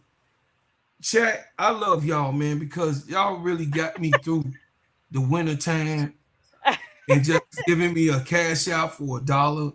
No, I didn't say he was on crack. I didn't say he was on crack. I said you talking like talking crack talk. I didn't say he's on the crack. I said you talking crack talk because you think that Tyler Marshmallow is gonna turn it around, and Tyler Marshmallow, just like Jeff and Uzon, need to be gone. That around that bars. No. I want it's not gonna happen, Reginald. I don't know what you're looking at. Well, Tyler Marsh might turn around with great leadership. Jeff P is not the good leadership, right? He had Becky. So Becky was there, right? So Becky speaks highly of Tyler Marsh and how much of a student he was and he is. So I mean, I believe Becky. Becky ain't no front street. She'll crash out too. I like Becky because Becky did some wrong shit to Hamby. I don't approve of that shit. I'm with Kelsey Plum about that. You know what I mean? She stayed with her girl and stood on business. But I do like that. Don't take away from a person's ability to coach greatly because she won 11 straight games. She won 11 straight games. Right. Tyler. Oh, go ahead. I'm sorry. I was just saying that shows you that Becky Hammond is a great coach to be able to do. She has great players, right? But you have to have a great coach in order for those great players to be actually what they is. Tyler Marsh is not a great coach. He's a rookie coach, Ms. D. He's not good yet. He's not. his But problem, you know go what his ahead. problem is? You just said you hit the nail on the coffin. You ain't know that you did that. Becky Hammond has a strong personality. Yeah. The coaches you name have strong personality. Yeah. Tyler is too passive. You coaching a player like Angel who has a larger than life personality. You have to have the same energy. He don't have that. He's too He's passive. getting built, but like Phil Jackson said, Michael You know? Jordan had to make him the coach that he was. He said he wasn't even ready in his book. He said that he wasn't even ready and prepared to coach Michael Jordan. He said, how could he have done that? He said, so what he did was his first years, he let Mike show him, and he came to him in the second year. Is if I'm wrong, Sister Tony, you can correct me. In Mike's second year, he's with Phil Jackson. He played out the first year, but in his book, he talked about the second year. He told Mike, you can score as many points as you want to. He sure did. That's why Mike went crazy. Tony, that's more than 3. I don't know what Reginald Banks saying, but Well, go ahead. right now, I'm just he said there's none, so I thought of the I know. 3 that I know. are I know. I'm just saying. Yeah. I mean, I would love Mark Jackson to come here, but that's not gonna happen. So we got to deal with what we got. We know that Tyler Marsh might be coming back, y'all, but we don't know if Lisa Leslie gonna be here. We don't know what type of GM that we're gonna get to be able to help Tyler Marsh. Tyler Marsh got to grow into Angel. And if I believe that if he's here next year, as you see him getting kicked out of motherfucking games, I believe he's picking up that type of energy from Angel because he was so quiet in the beginning of the year. He wasn't even reviewing of calls in the first 5 games. We were talking about that. Like he wouldn't even review things. He had nor Angel. Right. Yeah, so right. The thing is that now that we've been putting pressure on his ass that he was not protecting Angel, he was not being a voice for the team, and he was not being the best type of coach that is needed for Angel Reese and Camila Cardoso. He has now I will say, he has stepped his game up and getting his ass kicked up out of games, reviewing and stopping games. But You know what it is? His rotation suck. Go ahead. They do, but you know what? Maybe. But look what he rotating though. Yeah, that's true. Let's start But even then, you get okay. Look, right. The season been over since the 5th game. I mean, let's just call it what it is. So now you have to go with Maddie. You didn't play your rookies. That's one thing I give Washington credit for. Even though I think their work is a little bit better, but at the same time, you still have to see what you have. Right. Now Tyler, for me, this is my opinion. In order for Tyler to come back, he has to have a strong assistant core. The core of assistants he had, maybe Rena's strong, as far as a strong personality. I don't like Tanisha Roan as a coach necessarily.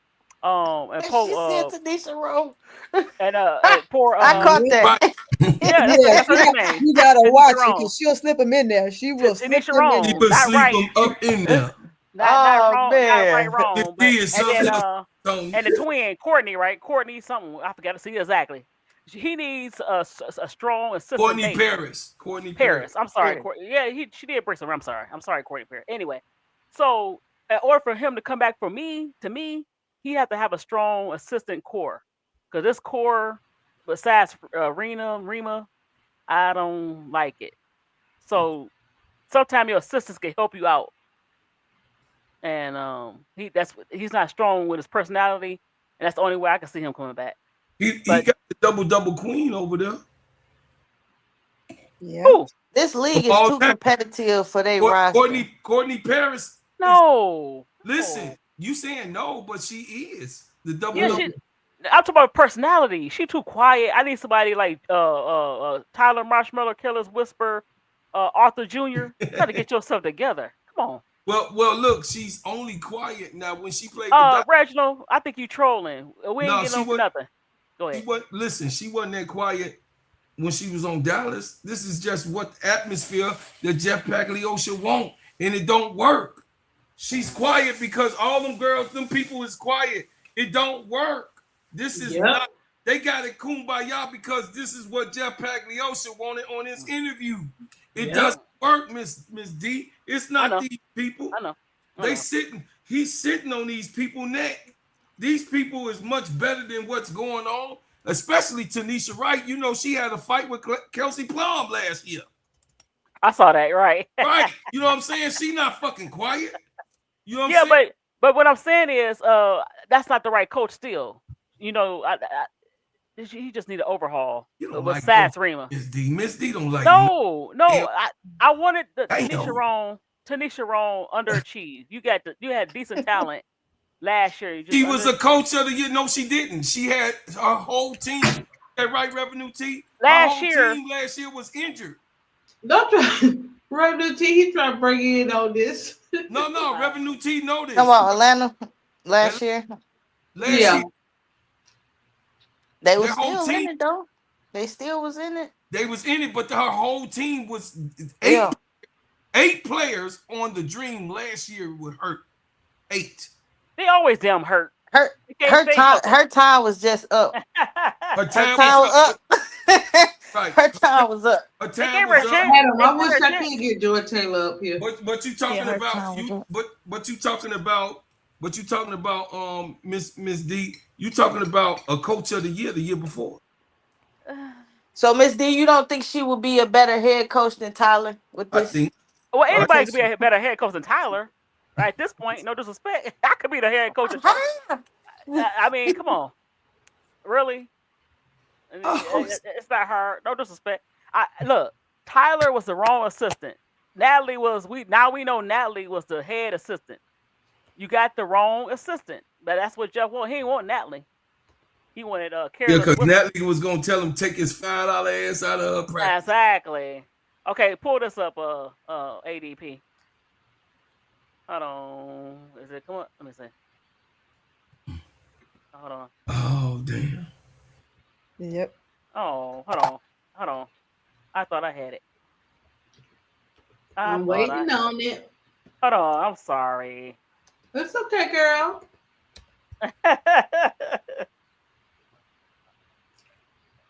I mean, y'all see me in here in the lab. Yeah, right. You putting in that work. You breaking glass and stuff. You breaking glass and not breaking ass. But go ahead. Oh. Hey, I know how to break she just dropped a ball on you like that. I know how to you break let Miss D drop a ball on you like that, bro. You ain't talking about all that. I know how to break some ass. Lord, I know you do. ADP that set me up. This is a D block, not the X block. I'm just saying. You the one bringing the triple X there. Look, she tried to play you, bro, Clyde. You had to say something. You had to come with a comeback. She gonna throw something out there like that. Right, she gonna put it out there like I'm. And she know you working. You see what I'm saying? Well, look, I heard glass breaking. I'll just say it. Okay, here we go. Miss D is something else. You ready? She don't like nobody. I do. She don't like nobody. Miss D. You pull it up. You pull it up. Oh, look at her. Let me get on my job. Ooh, girl. There you go. What's that? Reginald Banks. Nobody on this app. Nobody on this live want to hear that. I don't know. Come on. Are you his agent? Huh? What? I look stupid with pennies or her pennies in my head. Huh? What? Yeah, well, yeah, this is first year. That's what all I was saying too, Miss D. This is first year. He got the let's give him a second. Let's give him a because they ain't finna bring nobody else, so I have to get my mind. I know, because they being cheap. Yeah, they not finna bring nobody else. You know what, they being cheap. They being cheap like my Lions. My Lions cheap too. See, you messing with my mind because I gotta keep my mind. You know what I'm saying? Tony, in revenue, in ADP, I gotta have my mind set on. I know this mom coming back next year, so I gotta. No, right. I'm more so upset with the roster than the coach. You know, for him to be a rookie coach with this type of roster, it's just Yeah, like, that's what is you doing? He approved it. He approved of it. He ain't say nothing. Hold on. No, Open he your can't mouth. approve that. Ain't no rookie. But he better open his mouth like, hey, hell no, no Bam Bam and because a lot of No, these Bam players, Bam was already there. He inherited Bam Bam. oh hell no. But listen, a lot of these players are rejects as far as they're not starters. No, they are. But I'm saying Mo Jeff, he inherited them. He couldn't do nothing about them. They was on the team. He inherited Bam Bam. Now watch this video. Do you want this? Do you want this? Let me see. There go Becky. You want this as your coach? Becky, y'all better watch out for Becky because Becky, what you doing, girl? Keep that out. You know the other yeah, trying to get out Twin Towers as a package out. deal. Talking about Angel and Camilla. She trying to get out Hold on. You didn't see that? You want this coach? No, we don't see. Where you hear that at, ADP? Yeah, where? No, I'm just saying she was talking so nice about Camilla and Angel. Oh no, she was. No, she was. I heard it. I'm just saying. I think that could Are you watching it? She called Camilla a generational talent. Yes. What you trying to do? Take out Twin Towers as the package deal? I see you, Becky. So they gonna trade it to the Aces for Jewel Lloyd, is what you saying? Oh hell no. Oh shit. Ooh, revenue. No, revenue don't drop the bomb, girl. I don't know. Revenue. No, we ain't doing none of that shit. I just noticed revenue. She was like, I just said revenue T. She want to talk about our Twin Towers like that. We already know what they're capable of. But we know what they're capable of. Becky won't saying this at first, revenue T, and both of them at the same time. She want to mention both. Okay, Becky, you can't have our Twin Towers, Becky, now. She just being nice. She already know they ain't going nowhere.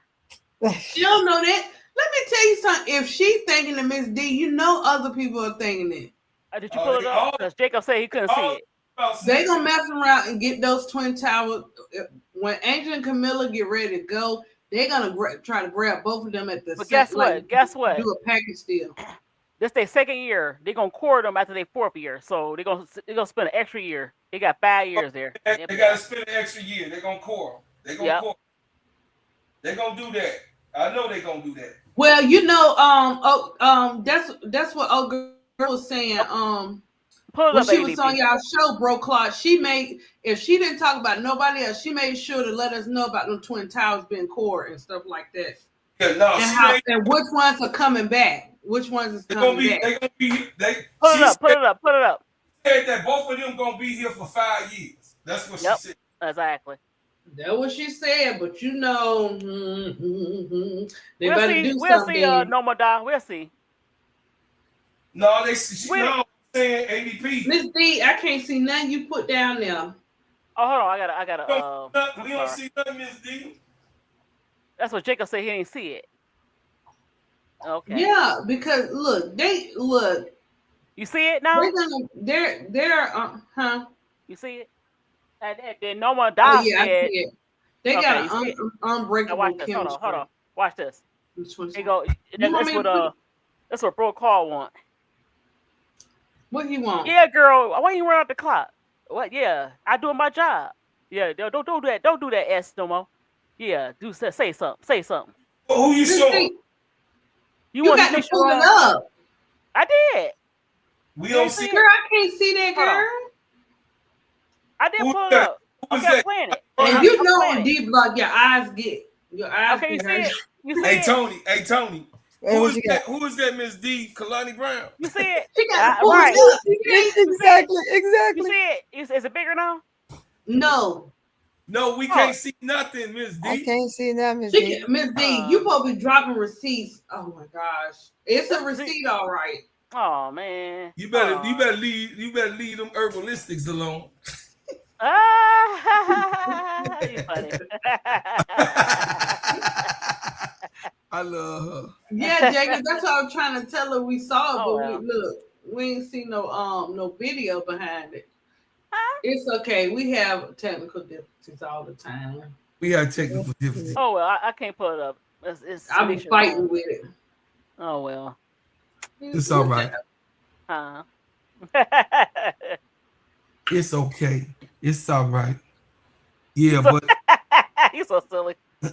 look, anyway, but Look, Reginald, shit. Look, we gotta look. We Y'all gotta done keep made Reginald everybody. real mad. Everybody can agree and disagree. You might feel Right. one way, and we might feel another way, and that's okay. This what Reginald want. Let me pull this up. Oh, hold on. Pull this up, ADP. no, but look, That's what he want. we I don't gotta want be it. listen. I don't want it. Go We ahead. I'm have to sorry. be optimistic What? Yeah. because we know You got it. You got it. Tyler Pull it Marsh up. is coming back. So I mean, there's Yeah. nothing that we can do about him coming That's why back. I get why you and Keisha say y'all not gonna cover. I'm not even watching the draft. Pull it up, ADP. We ain't covering. We not gonna do that. We not gonna do that to ourselves. We gonna cover, but we ain't gonna. We not gonna call it. We'll cover it and play it for y'all, but we ain't doing nothing. We ain't gonna do none of that all this year. I ain't on there trying to discuss who should come to our team. I ain't finna be on no. You hear me, Revenue T? I'm not finna be on no lives talking about we need to drag this player, this draft. I'm not doing that to myself. They done already messed that up for me. So now I just gotta wait. I'm gonna stand how I'm standing right now. I gotta wait to see who comes. That's it. You know what? We also got to wait and see how long they're gonna hold out with He this. said it's been CBA enough with this disappointment lockout. for a decade. You know what that made me of? Decade.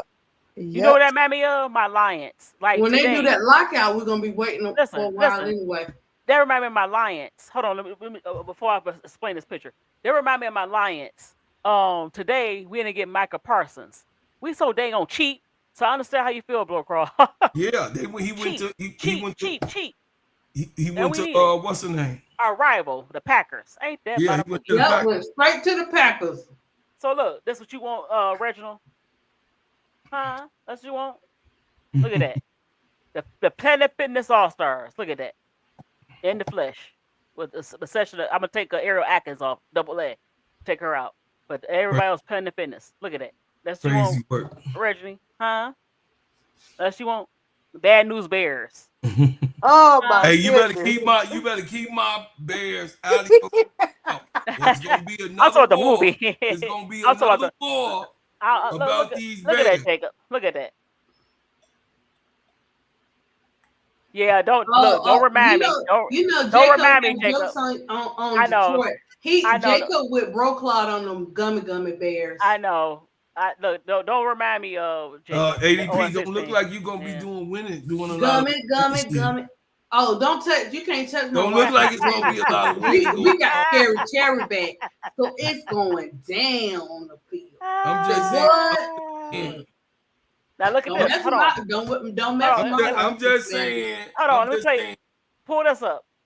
Did we We and got then I Terry felt got the his money. change. Terry got hold on. Listen, y'all. Listen. So I shot myself in the foot by being a Leah, being inquisitive, asking all those darn questions. What is this? I gotta replay it. Hold on. What is this, Miss D? What is this? So would you ever seriously take an NBA job? Would I seriously? Like I interviewed for the Knicks.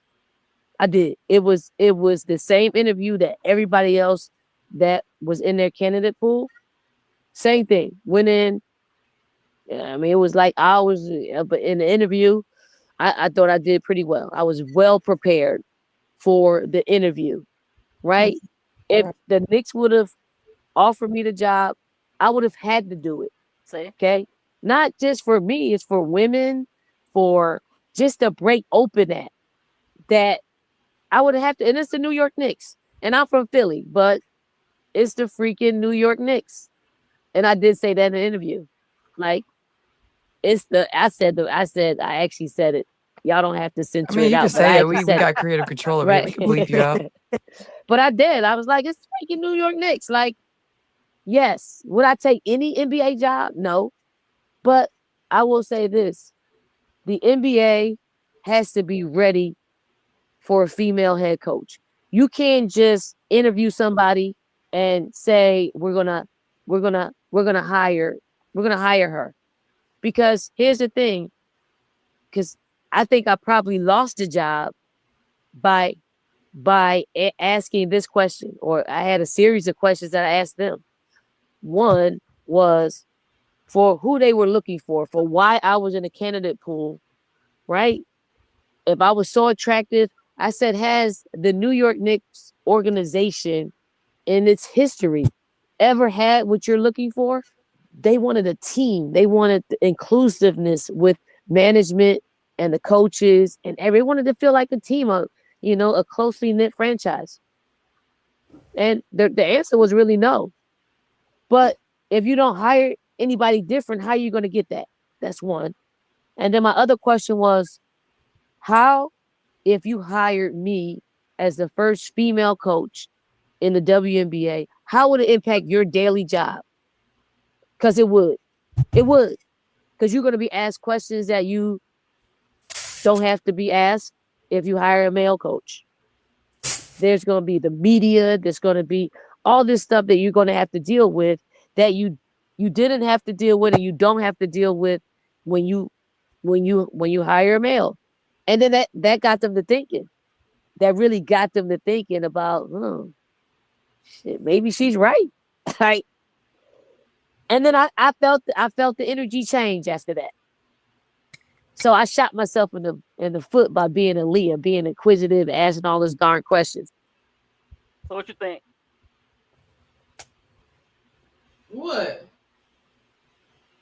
You know what I thought of when they first said that Don Stelly was going to be the coach? I know it's going to sound goofy, but I was like, dang, that's like the real life Eddie.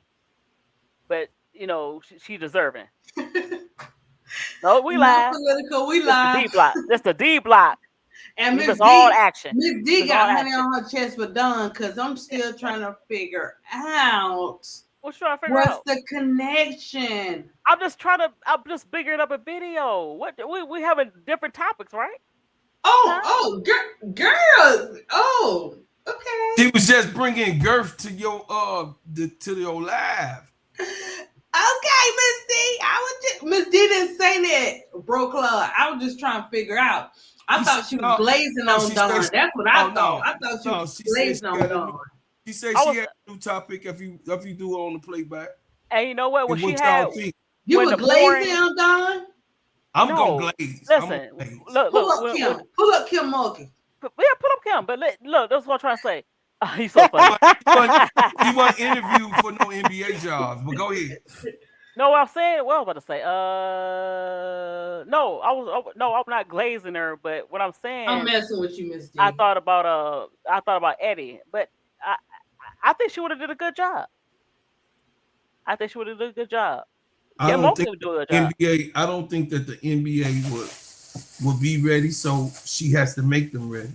They would never be ready. That's what she said.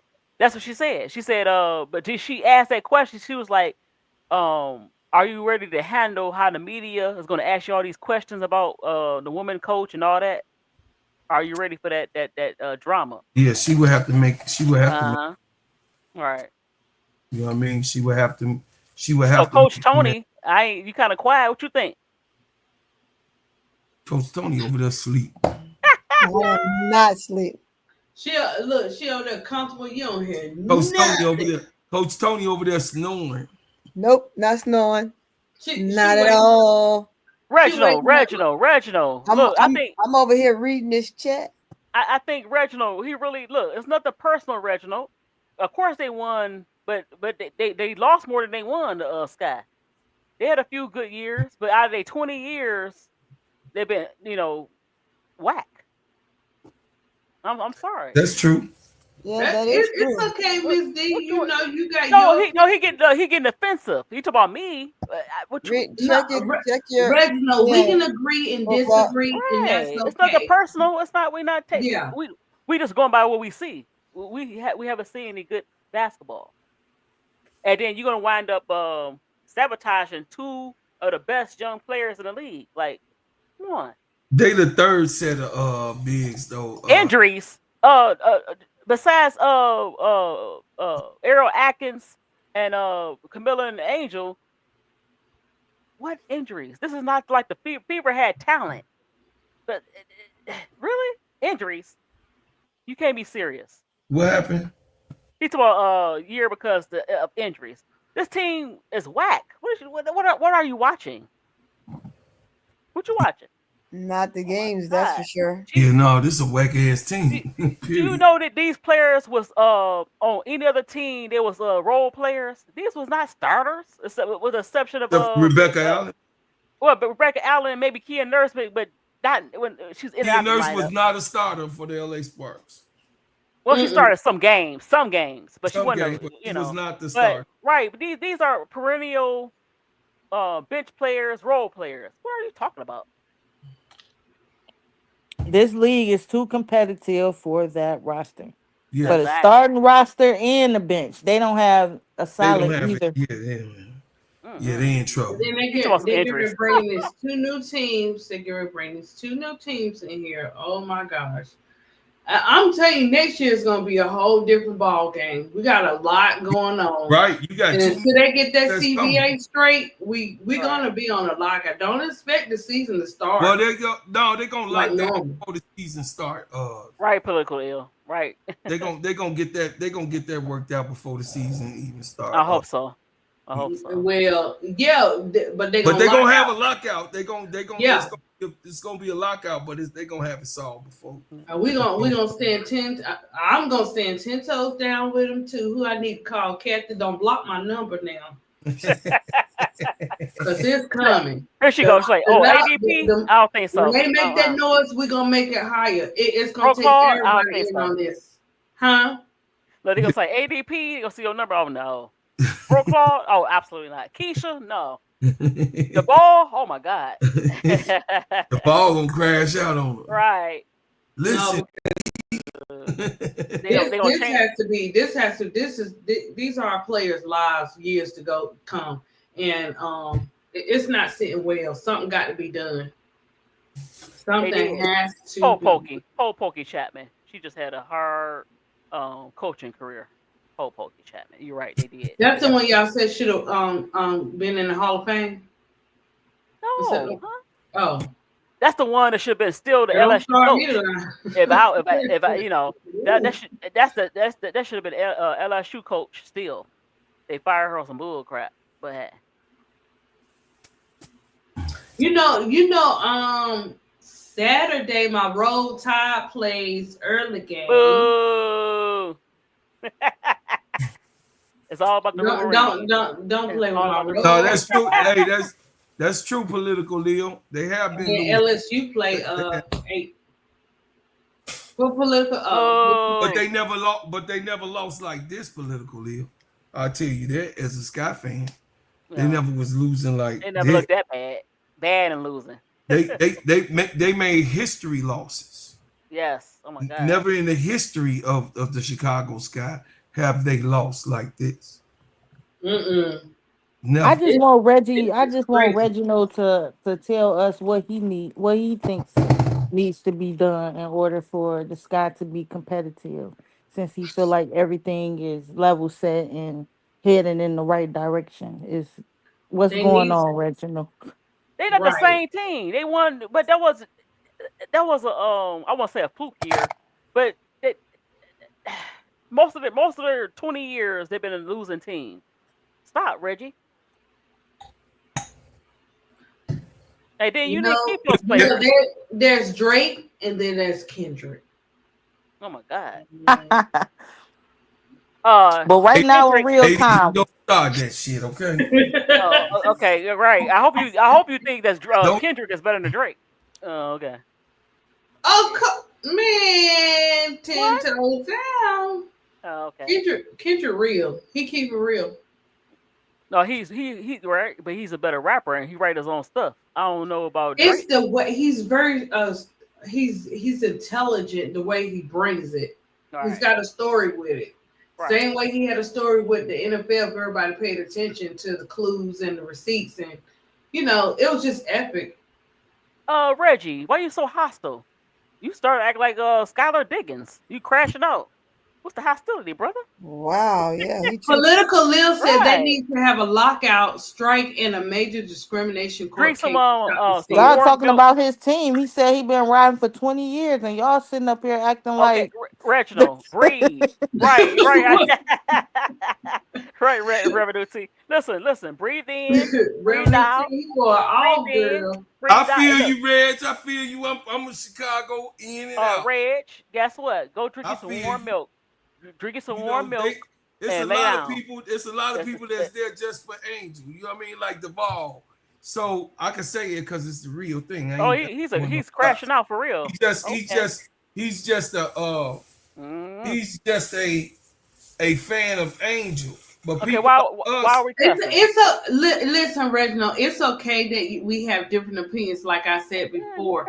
But let's just respect, each other at the same time. right? Like, I mean, it's you just know, it's okay if you want to use your figurative language or whatever, but not towards anybody on this panel, and you don't have and to use we all calm and collective. Ain't nobody disrespecting nobody. It's a panel full of ladies, Yeah, with you the can be exception of Bro Claw. Like, and this is your behavior. I don't see. you can say what you're free to say what you want in the chat. We just like to keep it respectful. Like, you giving your opinion, Ms. D stand 10 toes down with her opinion, and we're all entitled to our opinion. You Okay, can't fight opinion. I'm not making no excuses for Reggie. Oh, here we go. But but us Chicago people, we like the Kansas City people. You got what I'm saying? The Kansas how Kansas City is about their Chiefs.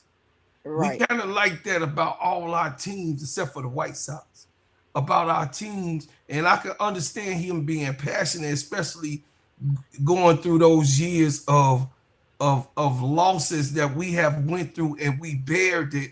And what Reginald is saying, what I'm saying, I'm not speaking for him. What I'm saying is, it's a lot of new people that then came here because of Angel that don't have respect for our city and don't have respect for our organizations, and just, even though they are crappy, they are, but this is a lot of people don't understand that y'all really coming from an outside eye saying, hey man, they treat people like pieces of shit, and it's the truth.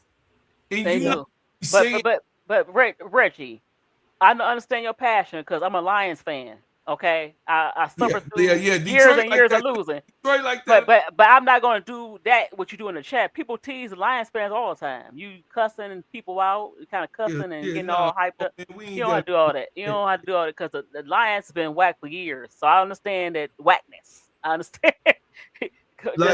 like Sister Tony got to go through. Yeah, it's gonna be rough. I gotta do what? I gotta do what? The angst is it's gonna be a rough season for you. And I get it too, Bro Claw. My mom, she's Chicago Sky to the heart.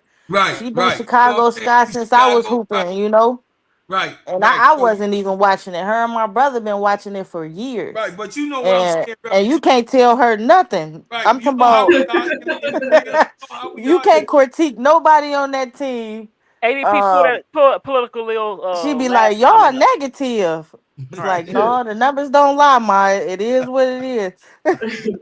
Pull that coming up, political. We got our ass. ADP. Jacob said, so let me get this straight. They want the players to not play in a rival where they're getting paid while the W is refusing to pay them. That's right. Yeah, they do. They gotta go. Yeah. But that's not Kathy. Yeah. Kathy is just a puppet. Kathy is a puppet. They don't want them to play on rival? No, they don't. No, or overseas. They didn't want to do it last year. Yeah. Revenue T, it's serious, girl. That CBA is serious. No, they didn't.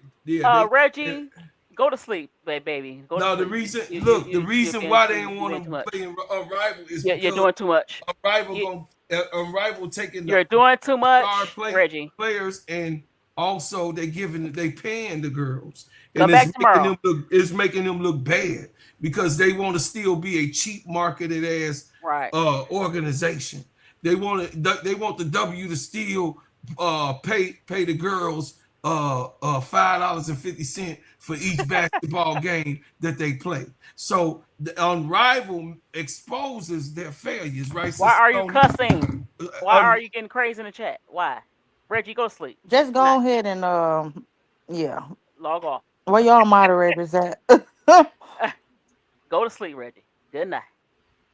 The Sky ran a coon, and it's no way they could pull off a win now strategy, NBA pro style offense without elite players. Yeah. That's what you want to No, Claude, you check your Instagram. Let me see, baby. I'm finna check. Jacob, this is the labor fight of the century. I can't see it not going to court battle. Kathy reps the owners, not the players. Well, the owners hire the dang on commissioner, so she don't have no choice but to be on their side. I'm trying to say that's her job. I seen the video today Yes, Jacob. of a representative from Connecticut. I don't know exactly who the guy was, but he was speaking on behalf of um the Connecticut owners, saying how the WNBA was blocking their sales. They trying to, sell the team, and the W like, and we don't want no team in Connecticut. They Right. trying to get them to sell it to them for 250 million, I think it said. Yeah, yeah. Right.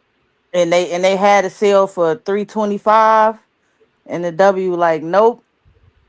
So he was up there and he was speaking for a while.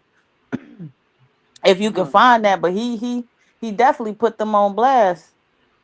He said, everybody in the community, I need y'all to step up, because they trying to get the team moved to play out of the Hartford, where UConn be playing, used to I be thought they playing. said Boston though. I thought Boston have a team. I thought they had they want teams to be like They changed it to something because why would they not Boston? they I were like saying Boston that better. they couldn't, whatever the W put it into play, they couldn't move it to Boston. That's messed So up. the Hartford was the next best They thing, and that's what that, they went with.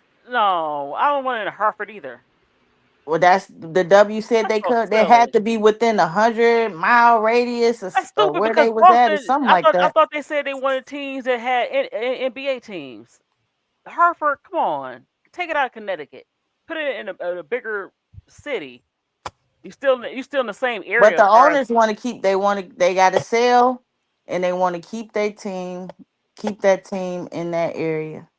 I don't like that team because the way it sits, a lot of players don't like it because it's like in the middle of nowhere. You know, it's like in the middle of Connecticut. It's not like you said, Hartford is more city, but even then, it's like ain't no player. As soon as they get rid of their contract, they probably want to get the heck on out of there. Yeah, he was saying that had, ideally wanted the players to live downtown, and they was gonna build a practice facility down there, and everything would be within walking distance for the players, if they want to live down there and everything. But it was like the W blocking them, hating on them. Hmm. Well, maybe they can still get a Chicago team. Nah, we'll see. I mean, It's not Chicago, crazy. Boston team. Yeah. They won't let them get a Boston team because it's out of the radius that they approving. What's up with this radius? Come on, WNBA. Yeah, they It's didn't crazy. through all That's so type of stupid. roadblocks. You They want to done through all type of you want roadblocks. big markets. You want big markets. That's a big market team. Even if you move it to Hartford, that's not a big market. They want them to sell it to them for 250, so they can move it to Mm-hmm. wherever they want to move it to. Right. They don't want them to privately sell it. They to and be able to Reggie, let that's them our owners put it opinion. where they want. That's our opinion. You want us? You tired of people on here? They what? What is you talking about? The WNBA, the WNBA don't want the Suns to go to Boston. That's so silly. Sir, protect your energy and move around. Exactly.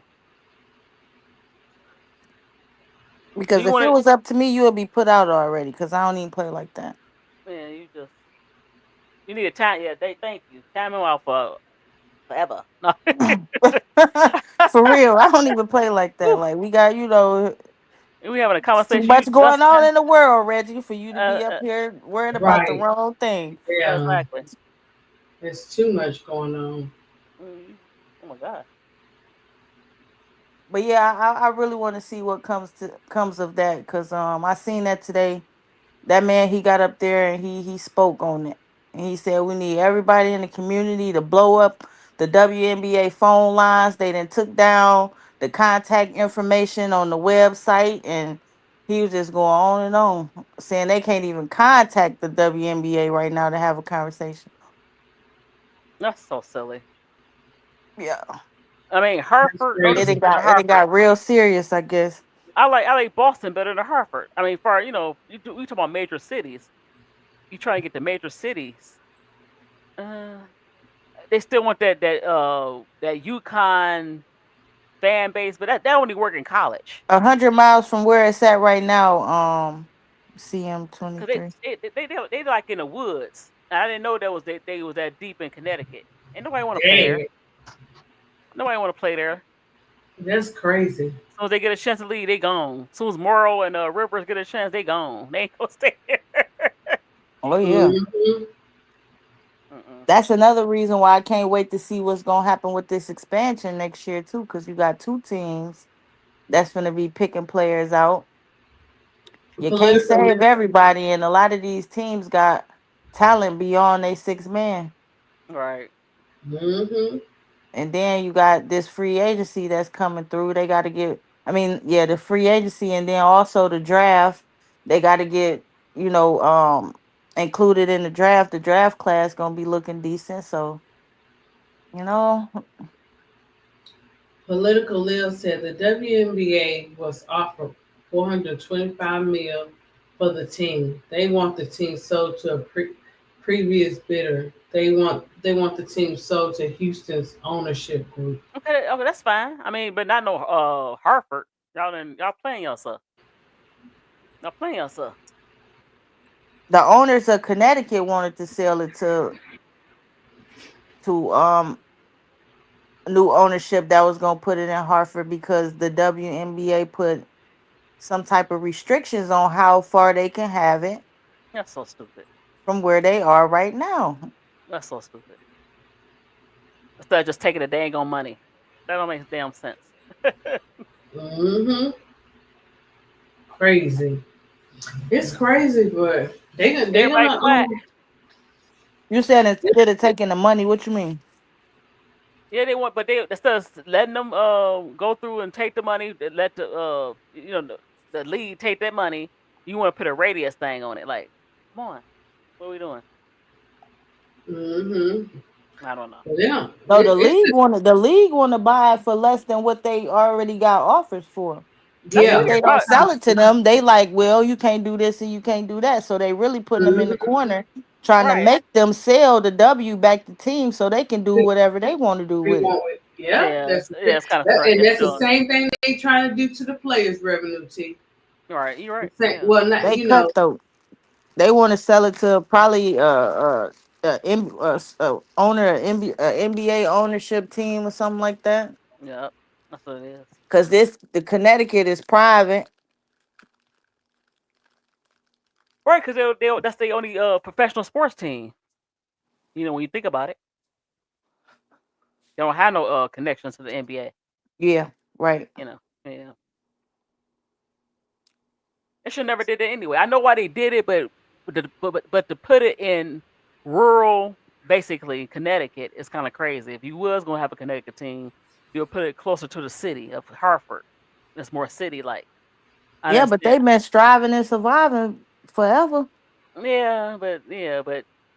They players. bought the team when ain't nobody else want it, That's true, Mm-hmm. but players, I'm and just now they saying treating players. them They're like not dirt. all That's right. crazy. Yeah, because they getting too money. Well, they've been money hungry, but now they And really they dude really. kept saying, we've been here and we've been loyal before the Caitlin Clark. He must have said the Caitlin Clark about 3-4 times in his little speech. Like we've been loving the NBA, the WNBA way before this hype. Basically, what he was saying. Yeah.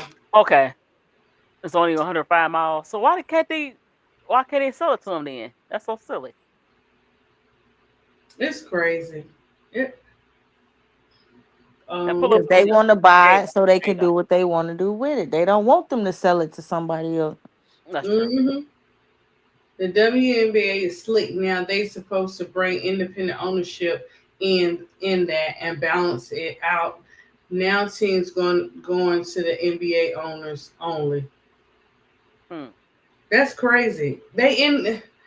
Whew, yeah, somebody gonna have to put a damper in these plans because these people right here. If it's that serious, just pay the people what they want then. Right. If you want it that bad, just go ahead and match that 325 or give them 335 or whatever and just, if you really want it, but they trying to lowball them in, block them from hmm selling it. In the future, all WNBA teams will be owned by And NBA that's what they team want. owners. Yeah. And That's that's just what you crazy. know what? That's why the WNBA had problems before because there was no independent ownership. And then a lot of these NBA teams just mistreated the WNBA teams first invested in it. So I don't like that idea that all of them had to be owned by NBA teams. So that's And the this reason why my shock ain't there. That's the reason why the comments ain't there because the ownership of the Rockets and the ownership of the Pistons like, well, we don't want to own this no more, so we're just gonna disband it. So it's gonna be a lot of teams that's gonna be disbanded again. I don't like that. is crazy. So the expansion teams that's coming next year, they owned by NBA owners. Yep, yep. That was one of the reasons why they didn't get Nashville. Um, you know, because it's gonna be independent. You know, they don't have no sports teams besides maybe the Tennessee Titans, but not the basketball team. They don't have a basketball team connected to. Oh, okay, yeah. Yeah. That's crazy. Yeah. Well, guys, we are 4 hours in. Oh yeah, All yeah. right. And I don't know if I should lay down and take this 30-minute power nap or not. Ooh, 30 minutes. Lord have mercy. Yeah, Tony went to sleep. Tony, Bro Claw, y'all I sleep? take my son to school, so Oh, okay. Oh yeah, Lord. so we be up. We I not too long got off work. That's how I'm rocking with y'all, but I gotta get up early myself. Oh my gosh. yeah, Not look, super early, but early enough. it don't stop rolling. You be tired and still rolling. I'll be oh So gosh. bring up that last comment. I like Which one? Political. Okay. Yeah. Yep. She said, "See, when real money comes in, it's white control that steps on protecting white men's pockets. Yeah. Political be dropping them gems. She Yeah. be Right, because them owners of Connecticut definitely ain't no white men. So Hmm. they ain't protected at all. the league And fronted genius. like it was progressive, and now we see it's the same old capitalist model. Yep. They know how to try to reel people in, but this is why they gotta stand 10 toes down with the CBA. Far as that part, when it comes to the team and all that kind of stuff, it's too many hands in there. Mhm. Yep. Yeah, But Miss D. Connecticut All is right, good owned night. by Indian tribe. Yep. It's connected to the casino. That's why they call themselves the Sun, Mohegan Sun. Yeah. mm-hmm. Well, guys, we can ready to close this shop Yeah. up. So pretty Tony Bro Claw. Let's get it, guys. We just want to thank everybody for chiming in on tonight on this Is they super still D what? block. They still woke? I know Blow Cross still woke. Bro Claw Tony? working. So, Tony? so pretty Tony. Look, she done put her dog to sleep, and look, they relax, and she gone Right. too. She Scooby She wake gonna up. say tomorrow, I fell asleep on you guys. You know how Right. people say, you be like, Sister Tony, you up? That's Yeah, right. girl. 20 toes down. Yep. Well, and Right. we was having a sleep over there, had mustard and ketchup and everything all on their face. Yeah. Right. I remember them days, Revenue T. Oh, she wins just woke back up. Dang, she wins. We've been on She so wins. long. You know what, girl? We holding it down. We can ready to go. She wins Right. for real. Cause we gonna be in somebody's chat tomorrow. Me and Miss Z gonna be asleep. She missed everything. Well, it's 4 hours, so try to don't watch it. I mean, it's hard watching a 4 hour. I understand a 4 hour live, but I'm sorry, but we got to some good conversation. We was being silly. Yeah, you never know what you gonna get and stuff like that. And I think it's a game Cool. tomorrow. I think the Players Club going over a game tomorrow. Somebody play tomorrow. Yeah. It's 2 games tomorrow. Dallas and who Dallas playing? Dallas playing.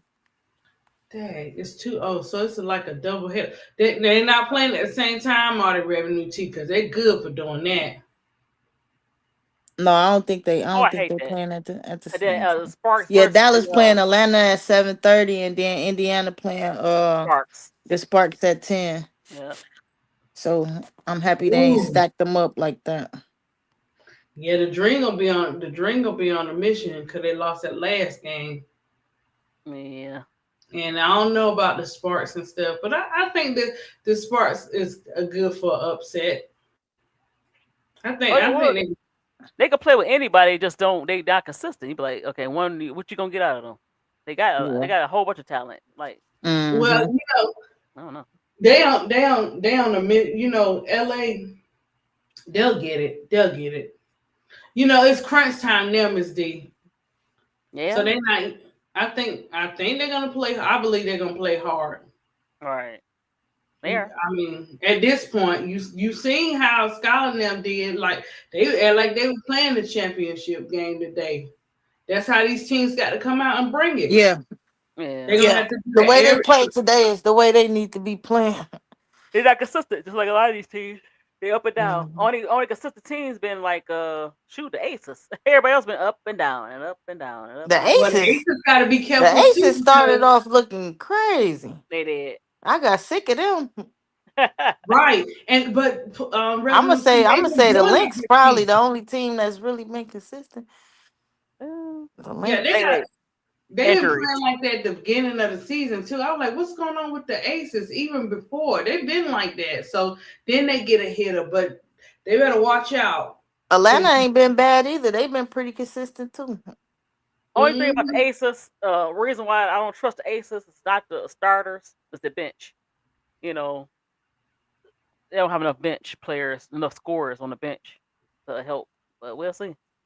But they're gonna have to keep. They're gonna have to keep fighting because they underestimated Chicago. You know what I'm saying? Like when they play, we're gonna just come in here and whoop their butt. You know what I'm saying? We ain't gonna have to fight. We just gonna take it easy. We're gonna do our thing and be out. All right. They had to fight for that. All right, they did. So that's how they gotta. That's why they gotta do that with every team. Because when you go in there thinking, "Oh, okay, we can do this. We got this." All right. Those be the upset teams. But that was almost Phoenix tonight, though, against the Sky. To be honest. Yeah. I know. Revenue T, you already know. The ref did some kind of strange stuff that could have really helped this Sky, but they wind up hurting them. Yeah, that was a definitely. It was that a foul slap in our face. It was. They didn't call it a foul, but they didn't. But they gave Alyssa Thomas a 2 anyway. Like, yeah, I'm like that should not be anything. If you're gonna do that, just jump the ball up. Right. You can't take it back after they done played the game and everybody. Right. Social gonna light it up. One thing about social media, they don't miss a beat. They catch everything, and they gonna say that about their play. That's how right. Some people they must be recording the game from the time that they tip off because they don't miss a beat, boy. They don't. It'd be right on Twitter. It'd be all on yeah. Reels. It'd be on TikTok. It'd be on Instagram. Nothing. They play Old Angel. Didn't want to wear the shirt, boy. They hit that right. Off the back. Everything. Skylar. They got Skylar up there going around already. But I know she didn't do the slide. I mean, it hit. Look, Revenue T, I think we're doing it. Look, while the game's still playing. Yeah, they don't miss a beat. No, they don't. All right, ladies. Thank you, All Reverend right. T. I appreciate you for having me, Reverend ADP. came up here tonight. Thank you, Revenue T, Broclaw, Tony, For chat, sure. everybody, everybody. Miss D crazy self. I'll catch y'all on the next time though. All Okay, right, Reverend yeah. T, thank you for All showing right, up. Revenue Look at T. big girl to my y'all still up. She went to sleep twice. Oh, damn. He All said, right, I'm getting ready to guys. go to work. Have a good night and stay safe. We'll see y'all in the chats tomorrow. All right, peace, y'all. Okay, peace out.